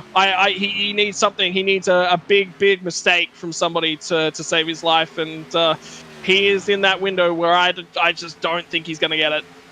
Something that really surprised me there when these drivers had that cycle of green flag pit stops was I didn't see anybody drawn back down pit road to have to serve a penalty. And I would have thought with the slipping and slide around that we saw these drivers do here on those restarts, that coming onto pit lane, the banking down to the flat apron being that slick, that we would have seen drivers, if not, maybe have difficulty keeping the rear end underneath them and maybe spinning out, at least maybe see a couple of drivers come in a little too hot on the pit lane, but they did a great job of doing that. The problem is, though, they're going to have to make at least one more pit stop. We know that. The question is, if it's under green flag conditions, with that being the money stop, is the pressure on for these guys to maybe try and push the issue a little bit more? And is that when we start to see the penalties handed out?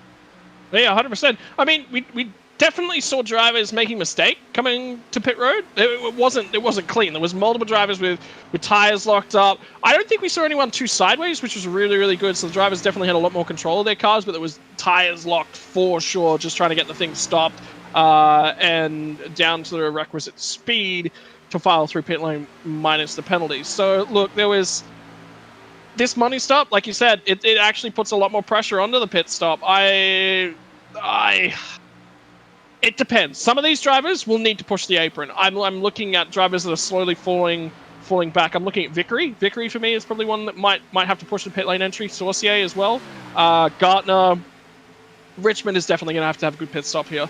Herberton, he led for so long, and then he collected the fence. So I don't know what happened to him. I don't know whether it couldn't have been a tire because he stayed out, right? So something's happened to Herberton. Whether or not he's got a little bit of damage that's affecting his tire performance, I would suspect so.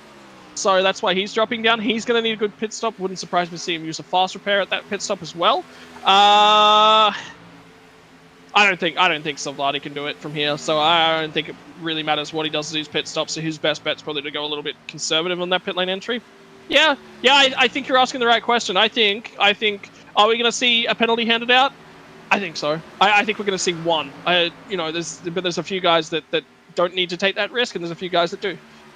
There's something else about Herberton as well. We end up seeing him have that near spin on the back straightaway. Now, he did not hit the inside wall, but he definitely did go up and brush the outside wall. And just based on the amount of time he spent on pit road, it looked like it was just a normal 4-tire pit stop. I don't think they spent any time repairing any damage, if he sustained any, on the right side of that machine. So he might still actually have that right side damage. I wonder if maybe that's affecting his car for this run, not quite showing the speed that we saw him have in the first couple stints of this race, maybe kind of waiting until we get to this final pit stop to maybe possibly use the fast repair there, get that damage fixed, and then have that car at 100% for the final stint.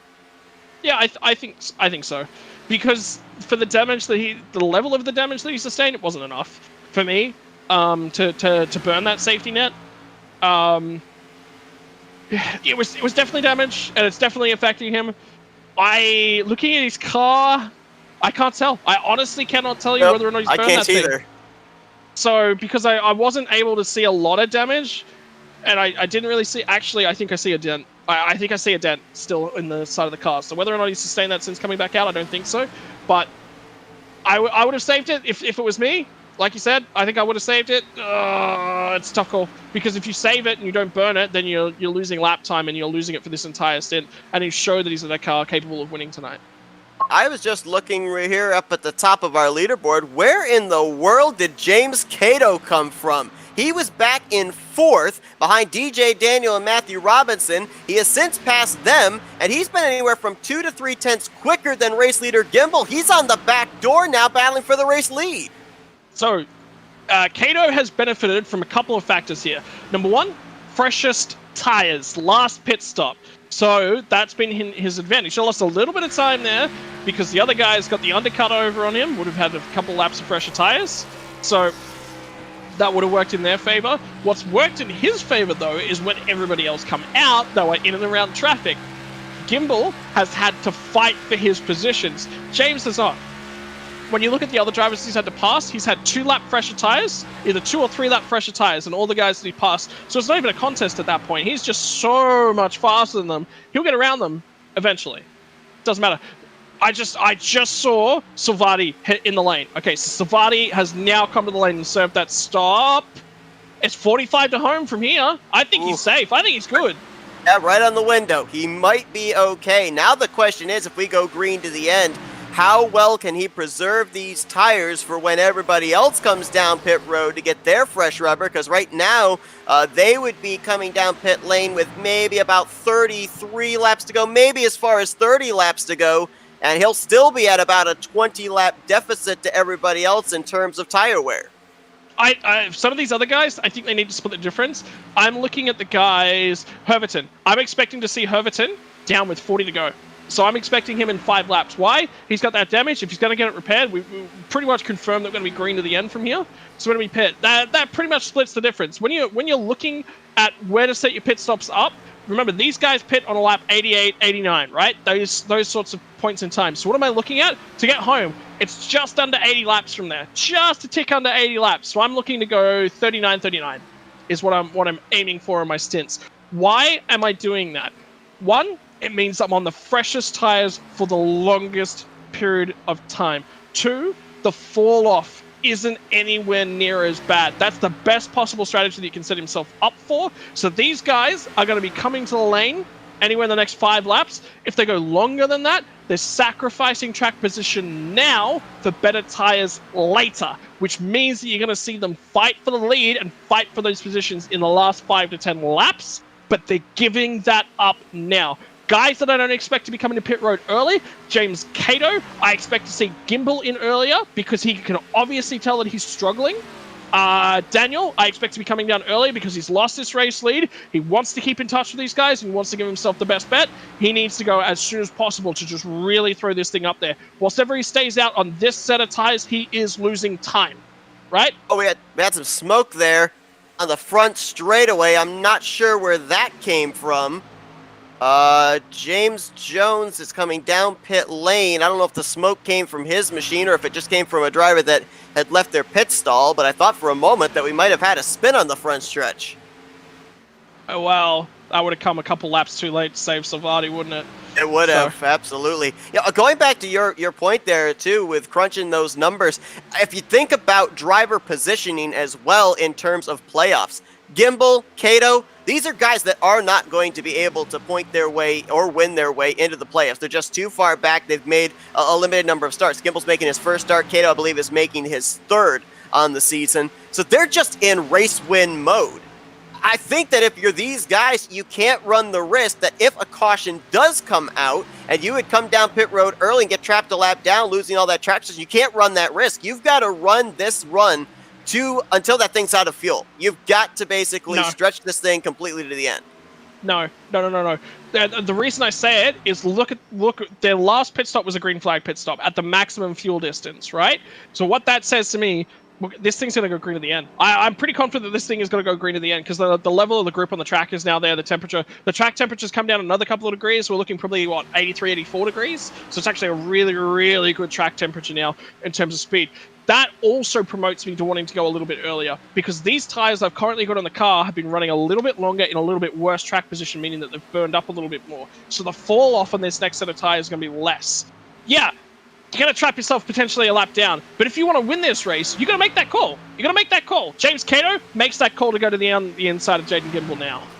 They'll go side by side for the lead. You saw the pole sitter moments ago, Jeremy Richmond, coming to pit lane with 40 laps to go. So his final pit stop of the day potentially, as Cato finally, after spending most of this run back in the 4th position, now has fought his way up to the race lead out into clean air. And don't forget that this is a car that was damaged early, pit and burned off a set of tires, fought his way back to the front. Now he's back there again. This is a guy that has not had this race run his way. And look who else is finding his way into the picture. That's Salvati coming back through to get one of his laps back. This would be to put him at -1. Right now, 2 laps down to Cato, and it's going to be no contest here. If you're Cato, just move out of the way. Oh, he's not going to. He's going to run that middle line almost a half groove lower than the middle line, and now has to give way there. Did he brush the wall there off turn 2? If he didn't, it was close. It was close. I think he's fine. Okay, so in terms of strategy, let's get back to that tire strategy picture. Where are we now? We are 31, so we got 36 to go. Saucier just said on the radio he's coming to the lane. Cato wants to go as long as possible because this stint he wants to extend this as long as he possibly can because he has an advantage right now. 24 of Corey Saucy. You mentioned him coming to pit lane. He has looped it around on entry. Well, that's the end of his night, unfortunately. Josh Anderson just said he's pitting in on the team radios as well. So keep an eye. You're going to have guys starting to pit in. So what are we, 35, 36 laps to the end? So they're pushing it because they don't want to be on the worst tires, right? But you got to buy yourself track position. The longer that you leave it in this last, the differential's not going to be as high, which means there's less benefit. But then again, at the same time, you're not going to have a huge window to sort of get yourself back. 12 is coming in. James Cato's in the lane, so he's come down and he's said, I need to get these fresh tires on. The 12 is now going to follow him around. He's going to do one extra lap. So Cato had 1 lap fresher tires for the entirety of that stint. It is going to reverse this time, and Gimbel's going to have 1 lap back on in this time. It's really interesting because you talked about the 17 of Dylan Herberton maybe being one of the first down pit road. He's actually going to be one of the last as he's now coming down pit lane. 19's coming to pit road. Miller, Woods, Ruse, Hall, they're all still out at this point in time. Miller's still going. First lap that J.R. Miller's going to lead here tonight. Miller up inside the top 16's. Been having a really solid outing here tonight. Spent most of this race around the 10th to 13th position, and might be one of those drivers trying to see if he can trap a majority of the field a lap down should a caution come out. We'll see if he's going to duck onto pit lane this time. Looks like the answer may be yes. Nope, going to stay out another time. I mean, he's committed now, isn't he? So run that tank out. He's going to have the freshest tires at the back end of the race. He could, he's going to gain something, but he's going to lose a lot now, right? So he's asking for things to go his own way. It could work. It's not going. He was down in terms of strategy if you didn't do something like this, so give yourself the best bet, man. Right now, we're waiting on 2 drivers to come to pit lane, J.R. Miller and Zachary Woods. Miller coming in this time. This is going to turn the race lead over as Woods hits pit lane as well to the 99 of Matthew Robinson, who was 4th when this final green flag pit stop cycle began. Driver that was 3rd at the time, DJ Daniel, right on his back door. Now they have 2 lap older tires than James Cato. Cato right now about a half second behind this duo. They're just dead to Cato. Cato is just going to run these guys down like it's going out of fashion. The guy that I'm keeping an eye on is Richmond. Richmond went in on lap 127, so 40 to go. Well, he's in 4th, but Gimbel's right behind him, so that's a 6-lap tire differential. 6 laps is going to get you like 0.2 of a second. The benefit now is that these guys don't have to really look after these tires. They can run a fair bit harder because they don't have to push these tires for as long. Remember that big green flag run that they did? 46, 47, 48, 49 laps was sort of the range and the spread of the pit stops throughout there. These guys are only going to have to do a maximum of 40 laps if you're Richmond. And Gimbel is going to have to do, 34 laps to get home. So 6-lap differential. There it is, man. Close. These guys don't have to. They've got an extra 10 laps effectively up their sleeve that they don't have. They can just sort of burn through whenever they feel like. Of course, the driver right now, that's a question mark whether he can make it the rest of the way. Probably can, but I'm not just sure how up to pace he'll be able to stay. Is Brock Salvati. He has now cycled around to 10th place, but again, he is at anywhere from 10 to 15 lap deficit to the other drivers and the tires that they have. If he can at least hang on for a top 15 finish and not have to pit before the conclusion of this race, with what he had happened to him there during the first long green flag run, I think that's definitely a finish you can look back and say, you know what, it could have been a lot worse. And of course, as well for Brock Salvati as well. We talked about it coming in. Here we go. Hang on. Sorry to distract you there, Seth. We got a race for the race lead right now, and Cato is on it. He gets by the first one of his rivals, so Robinson is now gone by the wayside. He's going to lock his thing onto the rear end of DJ Daniel, and this could decide tonight's winner right here. Definitely could, as Cato's going to actually jump up to the outside line. Seen a couple of drivers actually go up there to the second groove and actually make it work. Look at that. Nice run off of 2. Going to get some great straightaway speed. Let's see if he can pinch the 96 down going into 3.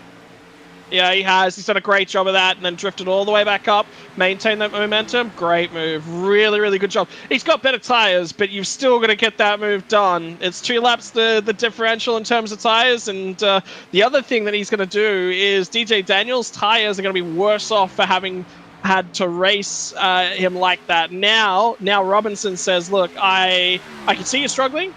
I don't care. I want that spot. Definitely wants that spot, and bear in mind too that he is only 7 points behind Christopher Lawrence for the overall points lead. DJ Daniels, second in the stands, only 2 points back, so it's a very close points battle for the points lead between those 3 drivers. And of course, if you end up winning the regular season championship, there's some bonus points that you carry into the playoffs. Big advantage, big advantage. So the guys that are actually out here that aren't actually racing for a championship playoff spot, looking at Kato, looking at Gimbal, they could end up deciding the championship if they're not careful. So look, there's a lot to play for, and I love it. I love the back end of these seasons, man. All of a sudden, the mathematical points equations, they just open up. And Daniels, oh man, he's fallen like a rock now. There's nothing he can do. He burned his tires up. He basically went too wide through corners for about 3 or 4 laps there as he just lost a couple spots, and his tires are definitely showing the deficit. He makes contact with the 24! And is the caution going to come out? The 24 keeps it going. There was another car back there as well, I think, that was involved. It was a 4-wide situation off of turn 2, but no yellow flag. We stay under green, and great save there by Corey Saucier. Despite the fact that he had that pit road incident, he is a lap down machine, 2 laps down in 18th place, but he could have been on the end of the tow hook right there. Oh, yeah, he definitely could have. And I just think that's just a difference in the way that their cars are driving. You can definitely tell that DJ Daniels is just suffering majorly. Look at the traffic that's just coming past him now. He's got nothing for these guys. You know, this is all lap traffic. You're looking at Saucier's 18th. You're looking at Miller just behind him is 12th. You're looking at Woods, who's 13th. A lot of these guys have got a lot fresher tires than he does, and he's just swamped in them. And unfortunately, like I said earlier in the piece, you got to look after your stuff around here. And we're going to unfortunately, back straight away. Someone was looping it around. I think it might have been the 12. Gimbal! No caution. He made contact with another driver. I couldn't tell who exactly it was. But Gimbal was running down James Cato for the race lead, and that just took him out of the picture for the race win. Wow, like I said, Gimbal at that last round of stops actually had the best tires on the track. He made contact with the 10. Who's that? It would have been, 10, I believe, James Jones. Yeah, so that's just Gimbal unaware of the advantage that he had in terms of the tires. He's got one of the best set of tires on the track, right? He's just unaware of how much of an advantage. So he's actually going to cycle back down through pit road. He goes a lap down. He's going to fix that car up. He's going to slap a new set of rubber at it and go again. And he's going to lose at least 2 laps, maybe 3, depending on how long he stays on pit road. And that right there might have just handed this race win to James Cato, because Gimbal was the only other driver out there, close on tires and speed that looked like he'd be able to compete with the 3 car. He's still in the lane. I think he's thrown in the towel. Boy, that is a tough break there. James Cato is only making his 2nd start on the year. Made his debut last time out at Bristol, where he started 20th and finished 23rd. Had early issues in tonight's race at Texas, but then went off sequence in terms of tire strategy, gained that track position back, and now finds himself out in front with 20 laps to go. Also enjoys over a 2-second lead back to 3-time winner Matthew Robinson. You know what? Gimbal got a pit lane penalty. He's taking a stop now, but he was sitting there. Nothing was happening for so long. So it's not necessarily throwing in the towel, as he had a penalty that he was forced to serve.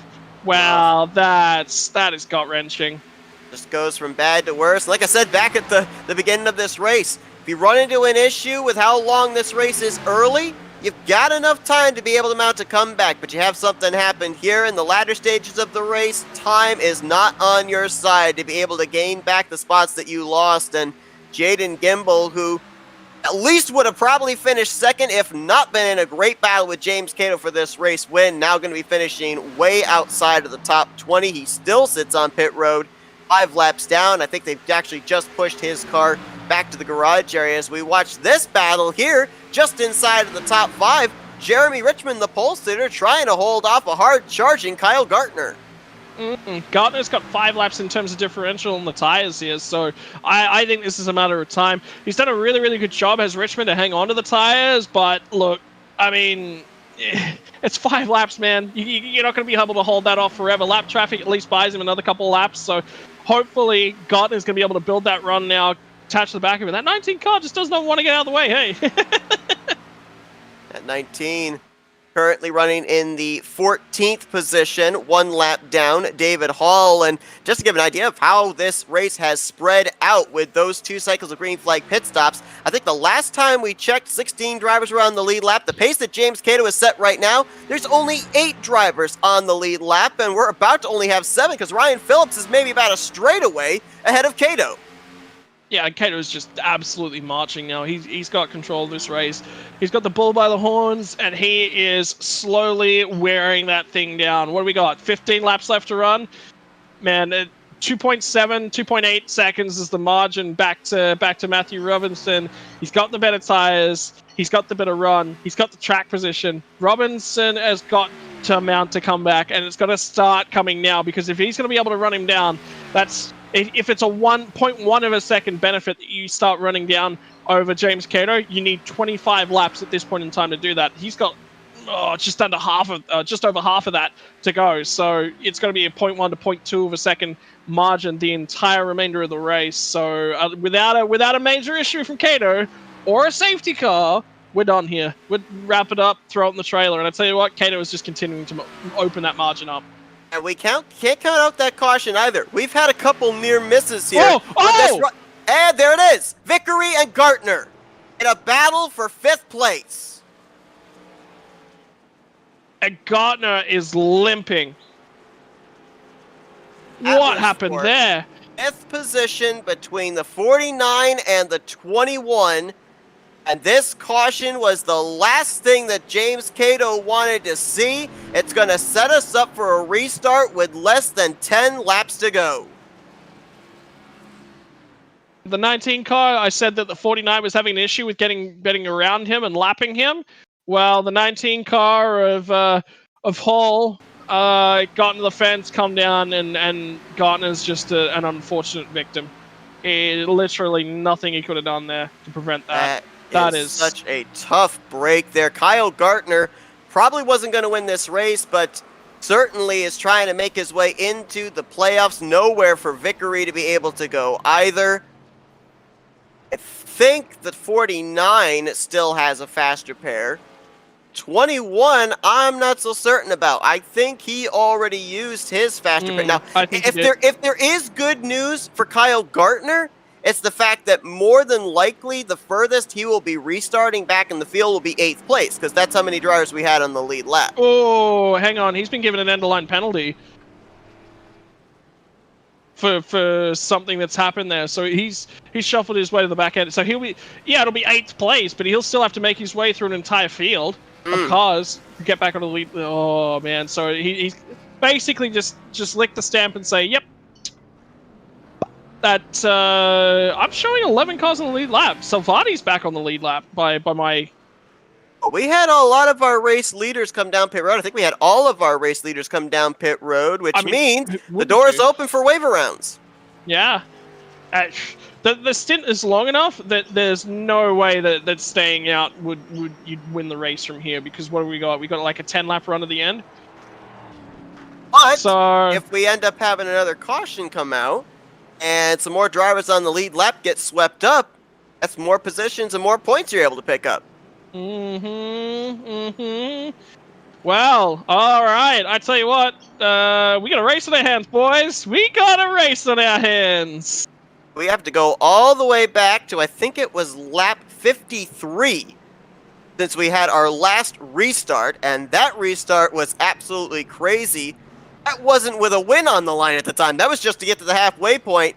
Now it's going to be less than 10 laps to go, and a checkered flag is at stake. Those drivers that elected to take the wave around, I believe, were J.R. Miller, James Jones, Jordan Stencil, and Christopher Lawrence. Silvati actually just came down pit road. He will remain -1. So he came down to take on a fresh set of tires, as did the 14 of Christian Ruse. I think if you're in Silvati's shoes, you got to take the wave around there. I'm sorry. I think that's the incorrect decision because, like you said, I think there's another caution that's coming our way. I mean, cautions breed cautions, right? So you take the wave around, you get back on the lead lap, and you go for it from there. This position that he's in now, though, if there is another caution, he gets a lucky dog. Oh, it's tough. It's so tough because the lucky dog is going to put him at the rear end of the field, right? On the next caution. If he takes the wave around, he's on the lead lap. He's going to be fighting with other guys who've got similar tires to him. Admittedly, Silvati had the oldest tires in the field, but he was then good on fuel. Like, fuel was no longer an issue, so there's good and bad out of this decision. You know, the good is that he's going to have fresh tires. He's going to be able to race with the guys that are around him. The bad is that if he loses one spot, he no longer gets the lucky dog. He's never going to get a wave around. And he's not on the lead lap. If another caution comes out and he was up there and he was on the back of the lead pack, he's fine. He's fine. You take the wave around, you know? But here's the other thing, too. If you look at it in terms of playoffs, he came into this race only 23 points behind Chris Hubka for that final spot. Right now, Silvati is scored in 12th. Hubka is scored in 21st, so that's 9 points that he would gain, 14-point separation between those two heading into Daytona. And to your point, if he took the wave around and was on the lead lap at this point, he could find himself up inside of the top 10 and continue to cut into that interval between himself and Hubka for a playoff position.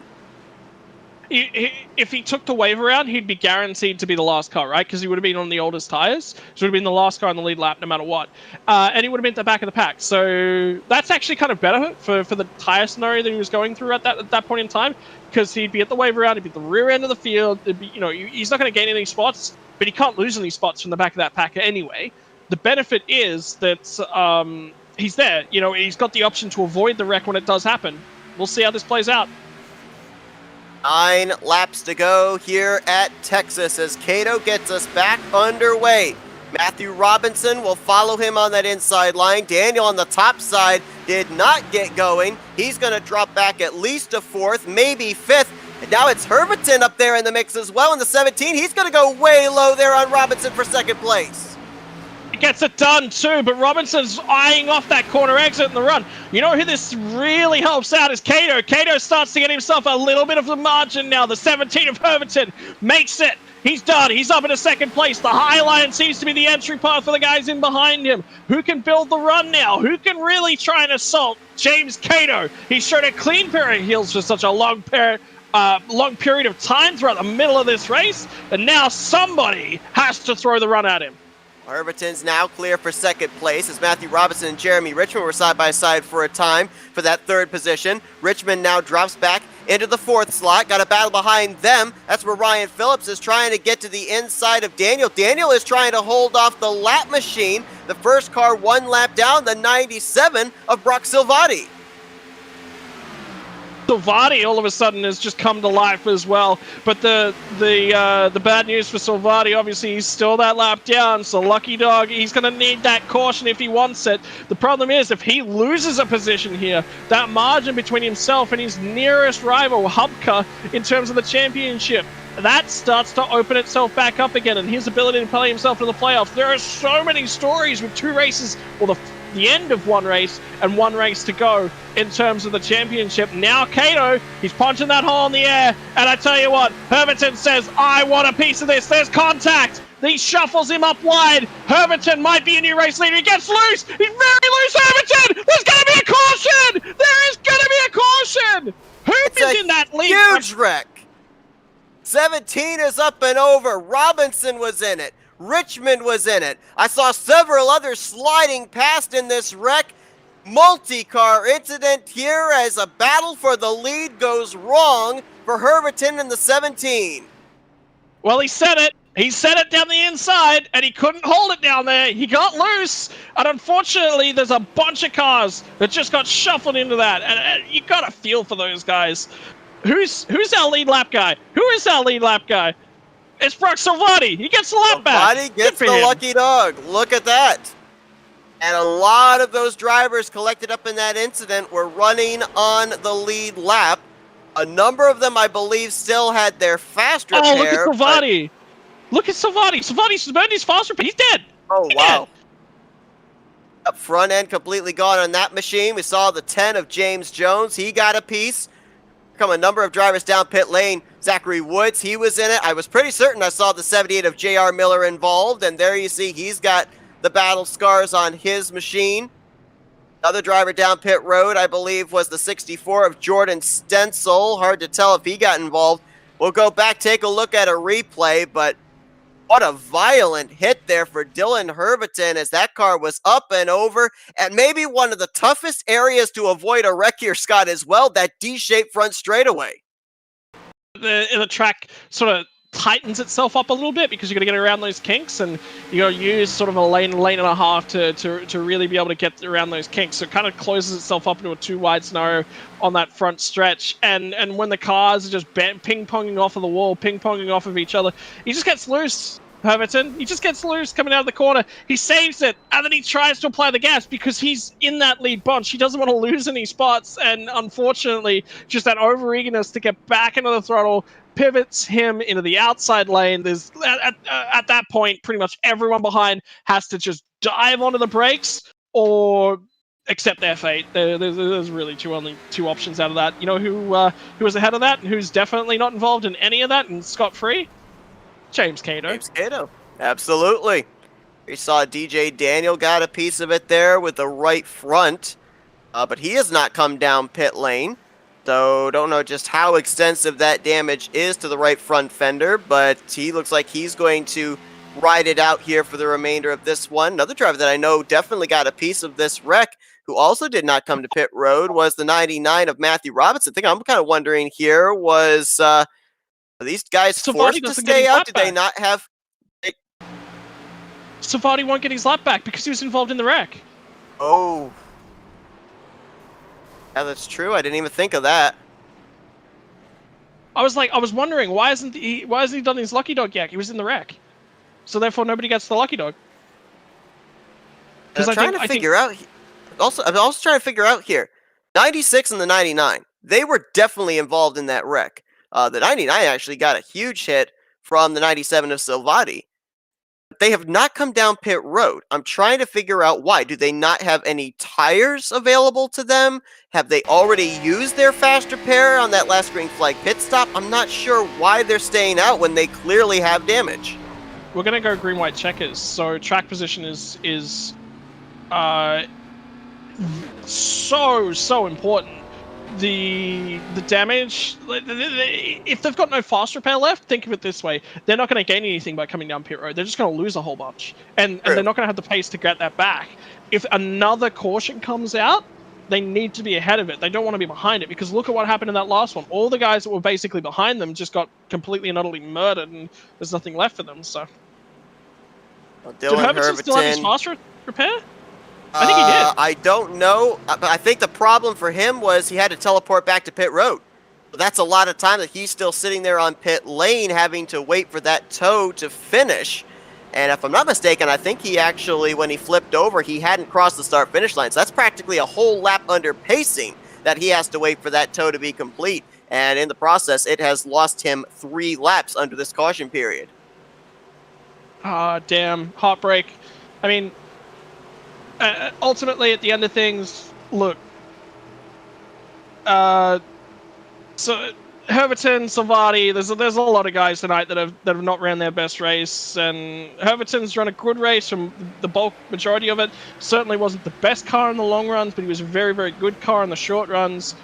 Unfortunately, you know, it happens. Well, look, it's race time, boys. Let's see what happens here. Almost 4 wide. Christopher Lawrence gets loose. He's going to get into Stencil. And are they going to keep it straight? They are, even though they had to migrate down all the way to the inside wall in the apron of turn 2. There was a wall there that blocked in the rest of the field. James Cato gets away. Robinson and Daniel could not get going. Where in the world did James Jones come from? The 10 is now up to 2nd place. He pitted. He actually pitted onto that last caution. So he's got fresh tires. He's got a clean race car. And the rest of the guys that are around him don't. So all of a sudden... James Jones just buys his way onto the podium. And the white flag was just displayed that last time by James Cato. Had early issues, overcame them, and then fought his way to the front, never looked back. He's going to be your winner here tonight at Texas Motor Speedway. The loud and proud Juniors Mobile Detailing 250 belongs to the number 3 Toyota Camry in only his second start of the season. Wow, what a race. What a motor race. Boy, that had everything, didn't it? It had long green flag runs, it had exciting cautions, it had pit stop strategy, it had a bit of everything, and the finish was just divine. You've really got to feel for the guys that got a little bit crippled there at the end. I'm looking at DJ Daniels, I'm looking at Herberton. Look, at the end of the day, it's Herberton's mistake, so a lot of the sympathy kind of gets away from underneath you, but I'm looking at Matthew Robinson, crippled, Salvati, crippled with that engine issue in the middle of the race. Not much he could really do, but he'll finish in 11th, so... Look, tell you what a race. What a motor race. And he didn't reach the conclusion of his debut at Bristol last week, but he reaches the conclusion tonight at Texas. James Cato gets to burn it down. And you talk about those drivers with the heartbreak. We're about to show the finishing results here in just a moment. I'm looking at some of these names that finished up inside of the top 10. James Jones, as we mentioned, up there in second. Ryan Phillips will finish third. J.R. Miller in fourth. Christian Ruse, another driver that had early issues, had to battle back from it. He's going to finish in sixth. Christopher Lawrence, I think he spent 2/3 of this race off the lead lap. He's going to bring it home seventh. That's why he's your points leader, because even though he runs into issues, he always finds a way to get good out of it, keeps the consistency up, and he salvages another top 10 here tonight. Salvages? I wouldn't say salvages. Look, it's not just a top 10, it's 7th. He's so close to breaking into the top 5. I wouldn't say that he ran a great motor race, but at no stages did he run a bad motor race. So that's what it really comes down to. It boils down to. What a race tonight, man. I'm excited. I thoroughly enjoyed myself, and I think there's a fair few guys out there that did as well. Oh, absolutely. Jordan Stencil, another driver that's trying to keep himself up there in playoff competition. He is going to finish 8th. And Zachary Woods, another driver, 10th in the current playoff standings. He's going to get the 10th position here tonight. He was actually involved in that wreck off of turn 4 that set us up for this green-white checkered. And, well, you gotta know James Cato's excited for this win. The burnout celebration has not ended yet. He's burning out on the front stretch. He just burned out over in turn 4. Might go down there into turn 1, do some burnouts. He's pretty much painting this the whole front stretch basically black. That's his plan. He's gonna keep it going, man. Well, look, I mean, if you've got fuel to burn, right? Absolutely, we went green light checkers, and he's still burning it down. Like he clearly had fuel up his sleeve. Use up the fuel, use up the tires. Why not? Don't need to bring that thing back to a racetrack. That was a dominant piece here tonight. As soon as he got out into clean air, Brock Silvati, he'll finish in 11th. And Chris Hubka's going to bring it home in 14th. So if my calculations are correct, those two are still going to find themselves separated by 20 points heading into that wild card race at Daytona next week. That's probably going to be the talking point for the final playoff position when we eventually get down to Daytona Beach, Florida. And then you look at the rest of the finishing results here. Bryce Cobbler finishing out of the race in 28th. You got to wonder if this has taken him out of playoff competition. Also, you've got some guys here that had some great runs going, and it just went horribly wrong. That 12 of Jaden Gimbel. It might have been an entirely different story here. Might have been James Cato and Gimbel to settle this thing out, but Gimbel in the wrong place, wrong time, getting around some slower traffic, going to finish 23rd in this evening's event. Yeah, and something else I'd like to point out as well. How different does Silvati's race look if he takes that wave round? He would be back at the pack. He would have completely avoided the big one.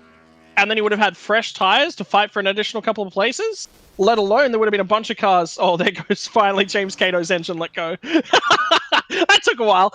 But look, I mean, Silvati, if he takes the wave around there, he's at the back of the pack. He dodges the big one. There's a bunch of cars ahead of him that have now got massive damage that he's just going to cruise on by. There's a chance he finds himself on the podium. or at least in the top 5. You know, look at it, DJ Daniel had damage, still finished in 5th. I'm sure DJ Daniel tonight would be looking at himself and just going, I think this one got away. I should have been on that podium. You know, maybe not the top step of the rostrum, maybe not in victory lane, but I think a podium went begging tonight, and you race people hard. We talked about it right throughout the show. Use of the fast repair at those critical moments. Did he burn the fast repair up? Did his teammates burn the fast repair up when they didn't have to? Savati burned it up when he had to. He had no choice to, and unfortunately, his race scenario at the back end of the race looks very, very different because of that. But it's when you're in a racing scenario like this, everything that's available to you is a resource to be used to your advantage, and we've definitely seen that tonight. James Cato caught up in the very first wreck of the night, all the way back, you know, slaps a fresh set of tires on it, gets his fast repair out of the way. And I said at that point in time, for my liking, he's probably racing a little bit too aggressively for a guy that no longer has a safety net underneath him. Well, prove me wrong. Thing I look about it too is, you know, going back to the Savati, you know, look at some of these guys that finished up there in the podium, like Jane Jones and J.R. Miller. It was literally a wall.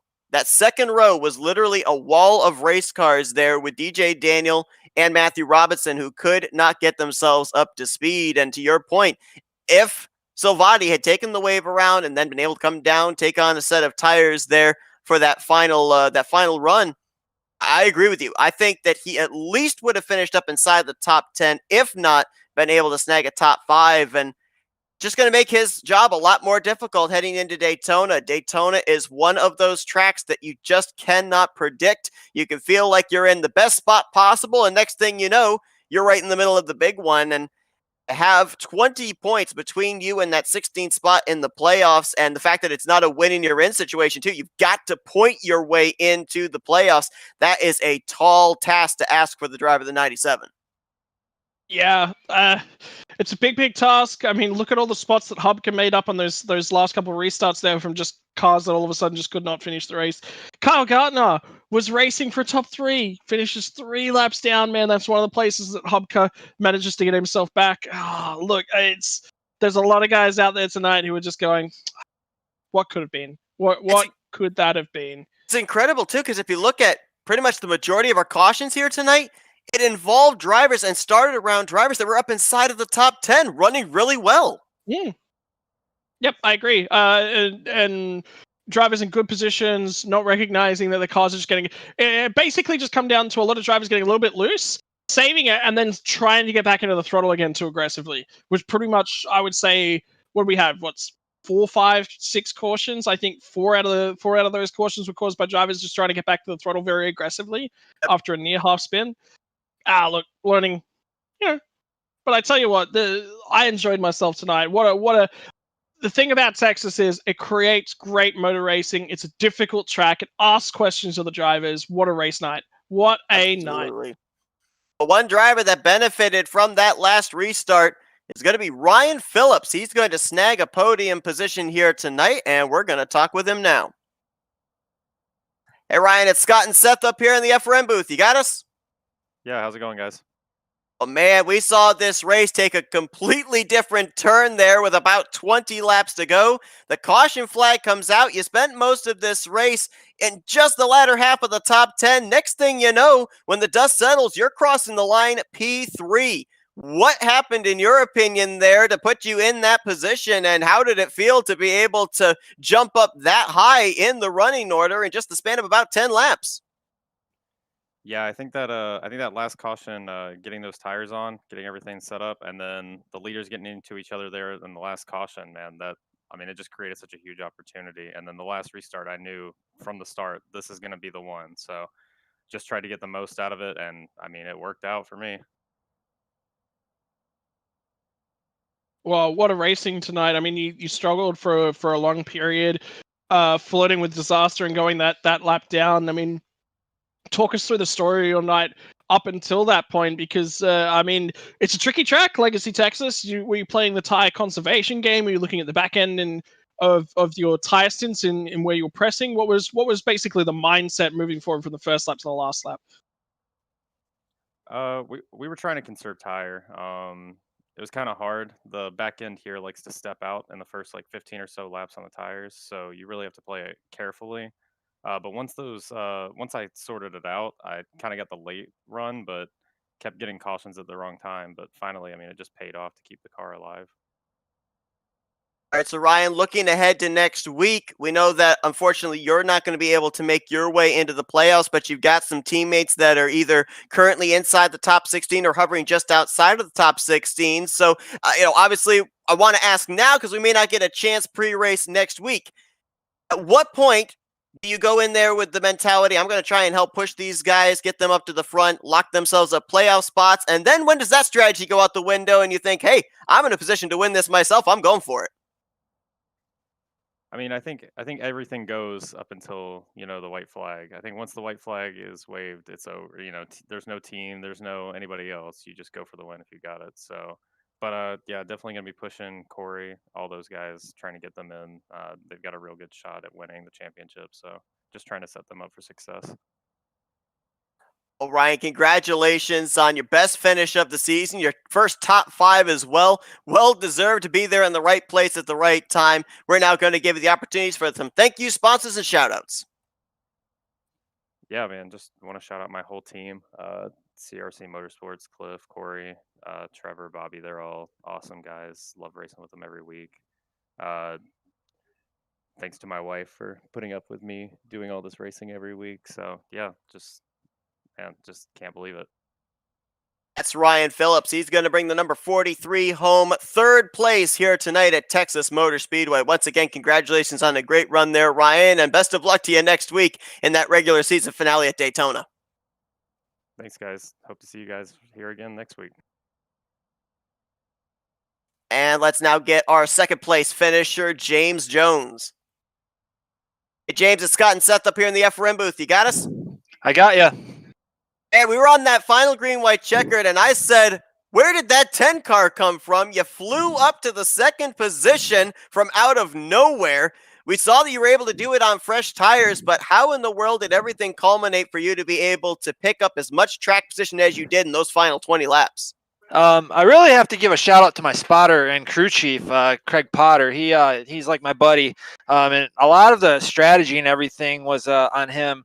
The big thing was, we wanted a short pit, see if we can catch a caution. That didn't happen, so we ran that second tank out, and we did as much as we could, and then we got lucky at the end because I went a lap down. We decided to stay out to get the lap, and then we got fresh tires, and then I said, what do I do? And he said, I'm not going to tell you anything. You got to just go off what you think is going to happen. And I just held the gas down and just drove as hard as I could.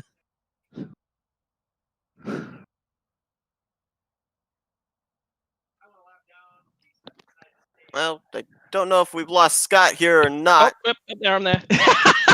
Helps when you unmute your microphone. He's gone MIA. They'll get him back. I mean, you come into that final restart of the night, and there's a lot of cars ahead of you that have got a lot of damage. It's about making sure that you build the run and you catch them at the right spots within the corner. Did you have any issues with navigating traffic on that final restart? There's a time when going into one that I had to decide if I was going to settle or just drive it hard around them. And at that point, I had a good run on the car in front of me, and I was like, I just got to take it because you never know if I'm going to get another chance. We had a lap and 3/4 left, so I just kind of hoped that I just held that run and hoped to God that it held. We're going into next week, the regular season finale at Daytona. A lot of times we ask drivers, what do you need to be able to perform well there? Some drivers say skill, some drivers say luck, some drivers say momentum. With a runner-up finisher here tonight, how does that outlook look for you now going into the high banks of Daytona International next week?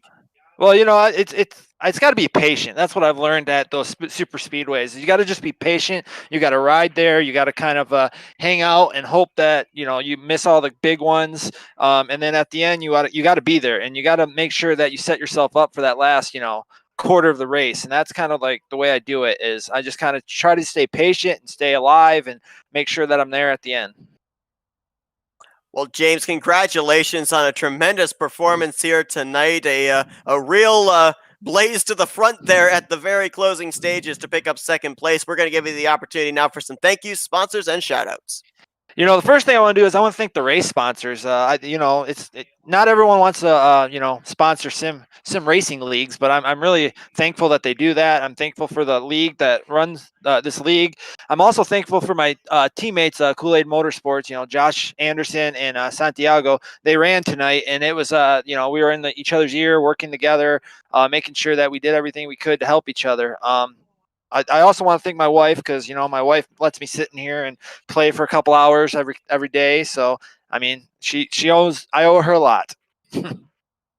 That's James Jones. He's going to bring it home second place here tonight in a thrilling green-white checkered at Texas Motor Speedway. Congratulations once again, James, and we look forward to seeing if he can carry this momentum into Daytona next week. Thank you. And down we go to Victory Lane. Second start on the season. First trip to Victory Lane in BackFire Sim Racing. Time to talk with James Cato. Hey, James, it's Scott and Seth up here in the FRN booth. You got us? Yes, sir. Well, man, we saw you make your debut back at Bristol. Didn't quite go the way that you wanted. Didn't quite start the way you wanted here tonight as well, involved in an early incident. But as soon as you got that 3-car to the front, there was no looking back. Looked like a rocket ship underneath you. But I got to ask you, you're coming around here, less than 10 to go. You look up in the flag stand, and the flagman has the yellow flag in his hand. What was going through your mind right there, knowing you had to hold them off for at least one more restart? I was really I was expecting it. I mean, I feel like Chase Haley anytime I'm in the lead late in the race. Caution's going to come out. It's kind of really just planning on what I was going to do if the caution did come out. Thankfully, I did have one set of tires left, so I know I still had a fighting shot, but I definitely didn't want to see it. I mean, when that caution does come out, you have a look in your rearview mirror and you just see most of your biggest rivals, biggest drivers that have been challenging you all night. A lot of them are heavily damaged. I mean, when a caution comes out at the end of a race like that, as a race car driver, you want to be there and you want to be fighting with it, but you also want the victory. Which way did you feel tonight? Oh, I mean, it's fun to race for it, but my strength's on the long run, so I definitely didn't want to see the caution at all. I knew I'd have a chance, get a good pit stop, get a good restart. There was 10 laps to go. A lot of times when there's a late race caution like that, it breeds more caution. So my thought really was just getting good restarts and doing the best I could to keep it up front.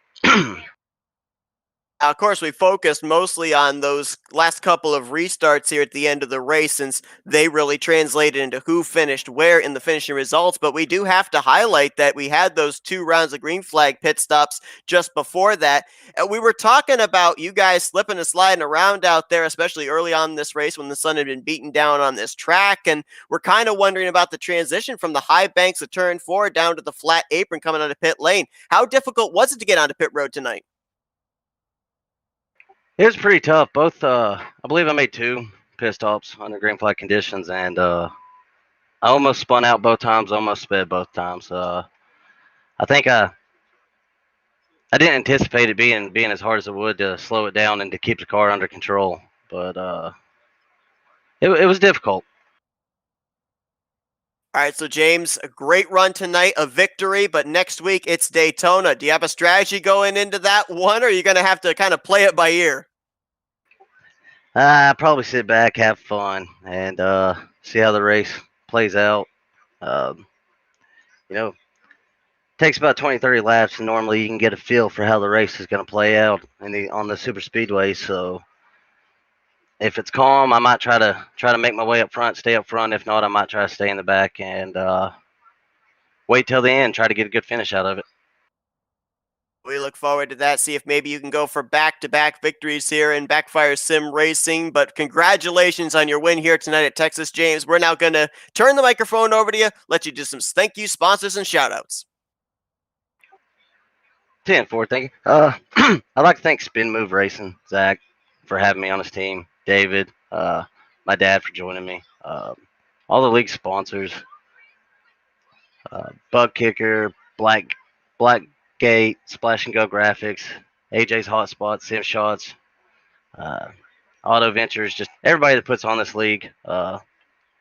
the admins, the race control, you guys for broadcasting it. Just everybody makes it a fun deal.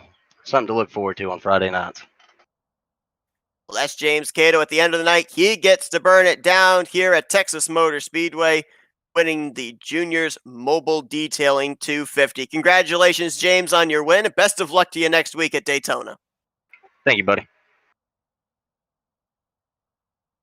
You said it, Scott, and I echo every syllable. This was a race that we expected, and it delivered. But now, these drivers have to shift gears. They have to get themselves prepared for Daytona. We're going to end up having our 16 playoff drivers announced at the end of that night when the checkered flag waves. Some drivers are already locked in. Some drivers are trying to point their way in. Different drivers with different agendas at a super speedway. A lot of times, that can lead to trouble. Oh, trouble. Yeah, look, I mean, you look at it in real life terms, and everyone sort of says Daytona, man, it's probably great that we get to start the season with this race, right? Because it's a fresh season, anything can happen. A lot of those rivalries that are there from the previous system, a lot of that's gone away. Some of that's still there, simmering just below the surface, ready to reignite itself. But when you stick Daytona at the back end of a season, those on-track rivalries have been simmering. Now they're ready to boil. You add a point scenario into that. You add guys who are looking that they need a solid finish. Anything happen? We know this, right? Anything can happen at Daytona, and anything often does happen. I think that we are going to see a massive shakeup next week. That's my prediction for Daytona.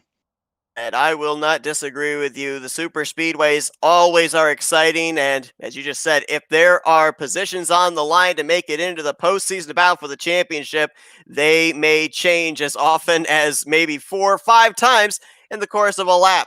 That's just how unpredictable the super speedways are. But a great race here tonight at Texas. We end up having a couple of early cautions, went into a long green flag run that saw 2 rounds of green flag pit stops, but then kind of like we expected, your typical long mile-and-a-half race, you have those late race cautions. It sets up for those late race restarts, but James Cato didn't seem at all fazed by it. He kept them all in his rearview mirror. Yeah, I mean, he didn't seem fazed by it for a couple of reasons. I mean, first and foremost, we spoke to him. He said he's good on the long run, right? But he was very good on the long run. He had the best car, I would say, all night tonight when you consider like the long run thing. If you actually go back and actually have a look at who had the fastest laps during that race, the fastest lap came from Dylan Herverton just after that final restart. James Cato had so the fastest lap was 28.7. James Cato had a 28.831 and a 28.841 on each of the last 2 stints of that race. So he was certainly there in terms of pace, maybe not the outright best, but at times he had that fastest lap of the race during the periods that those green flag periods. He managed his tires well.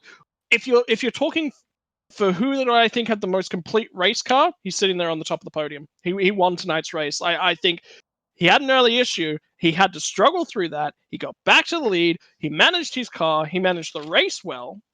There's a reason he won. Absolutely. James Cato is your winner here tonight in the Loud and Proud Juniors Mobile Detailing 250 fueled by Auto Ventures here at Texas Motor Speedway. Want to get another quick shout out to the sponsors here tonight as well. JKR Motorsports, Auto Ventures LLC in Hudsonville, Michigan. Used Cars in Hudsonville, Michigan. JR's Mobile Detailing and SimShots. Thank you to all those sponsors here tonight for sponsoring tonight's event and BackFire Sim Racing in general. Scott, it's been a great one here tonight at Texas. We're going to be heading down to the East Coast to Daytona Beach, Florida for the regular season finale next week. Appreciate you joining me in the booth here tonight. Can't wait to see how this regular season comes to an end. Oh, yeah.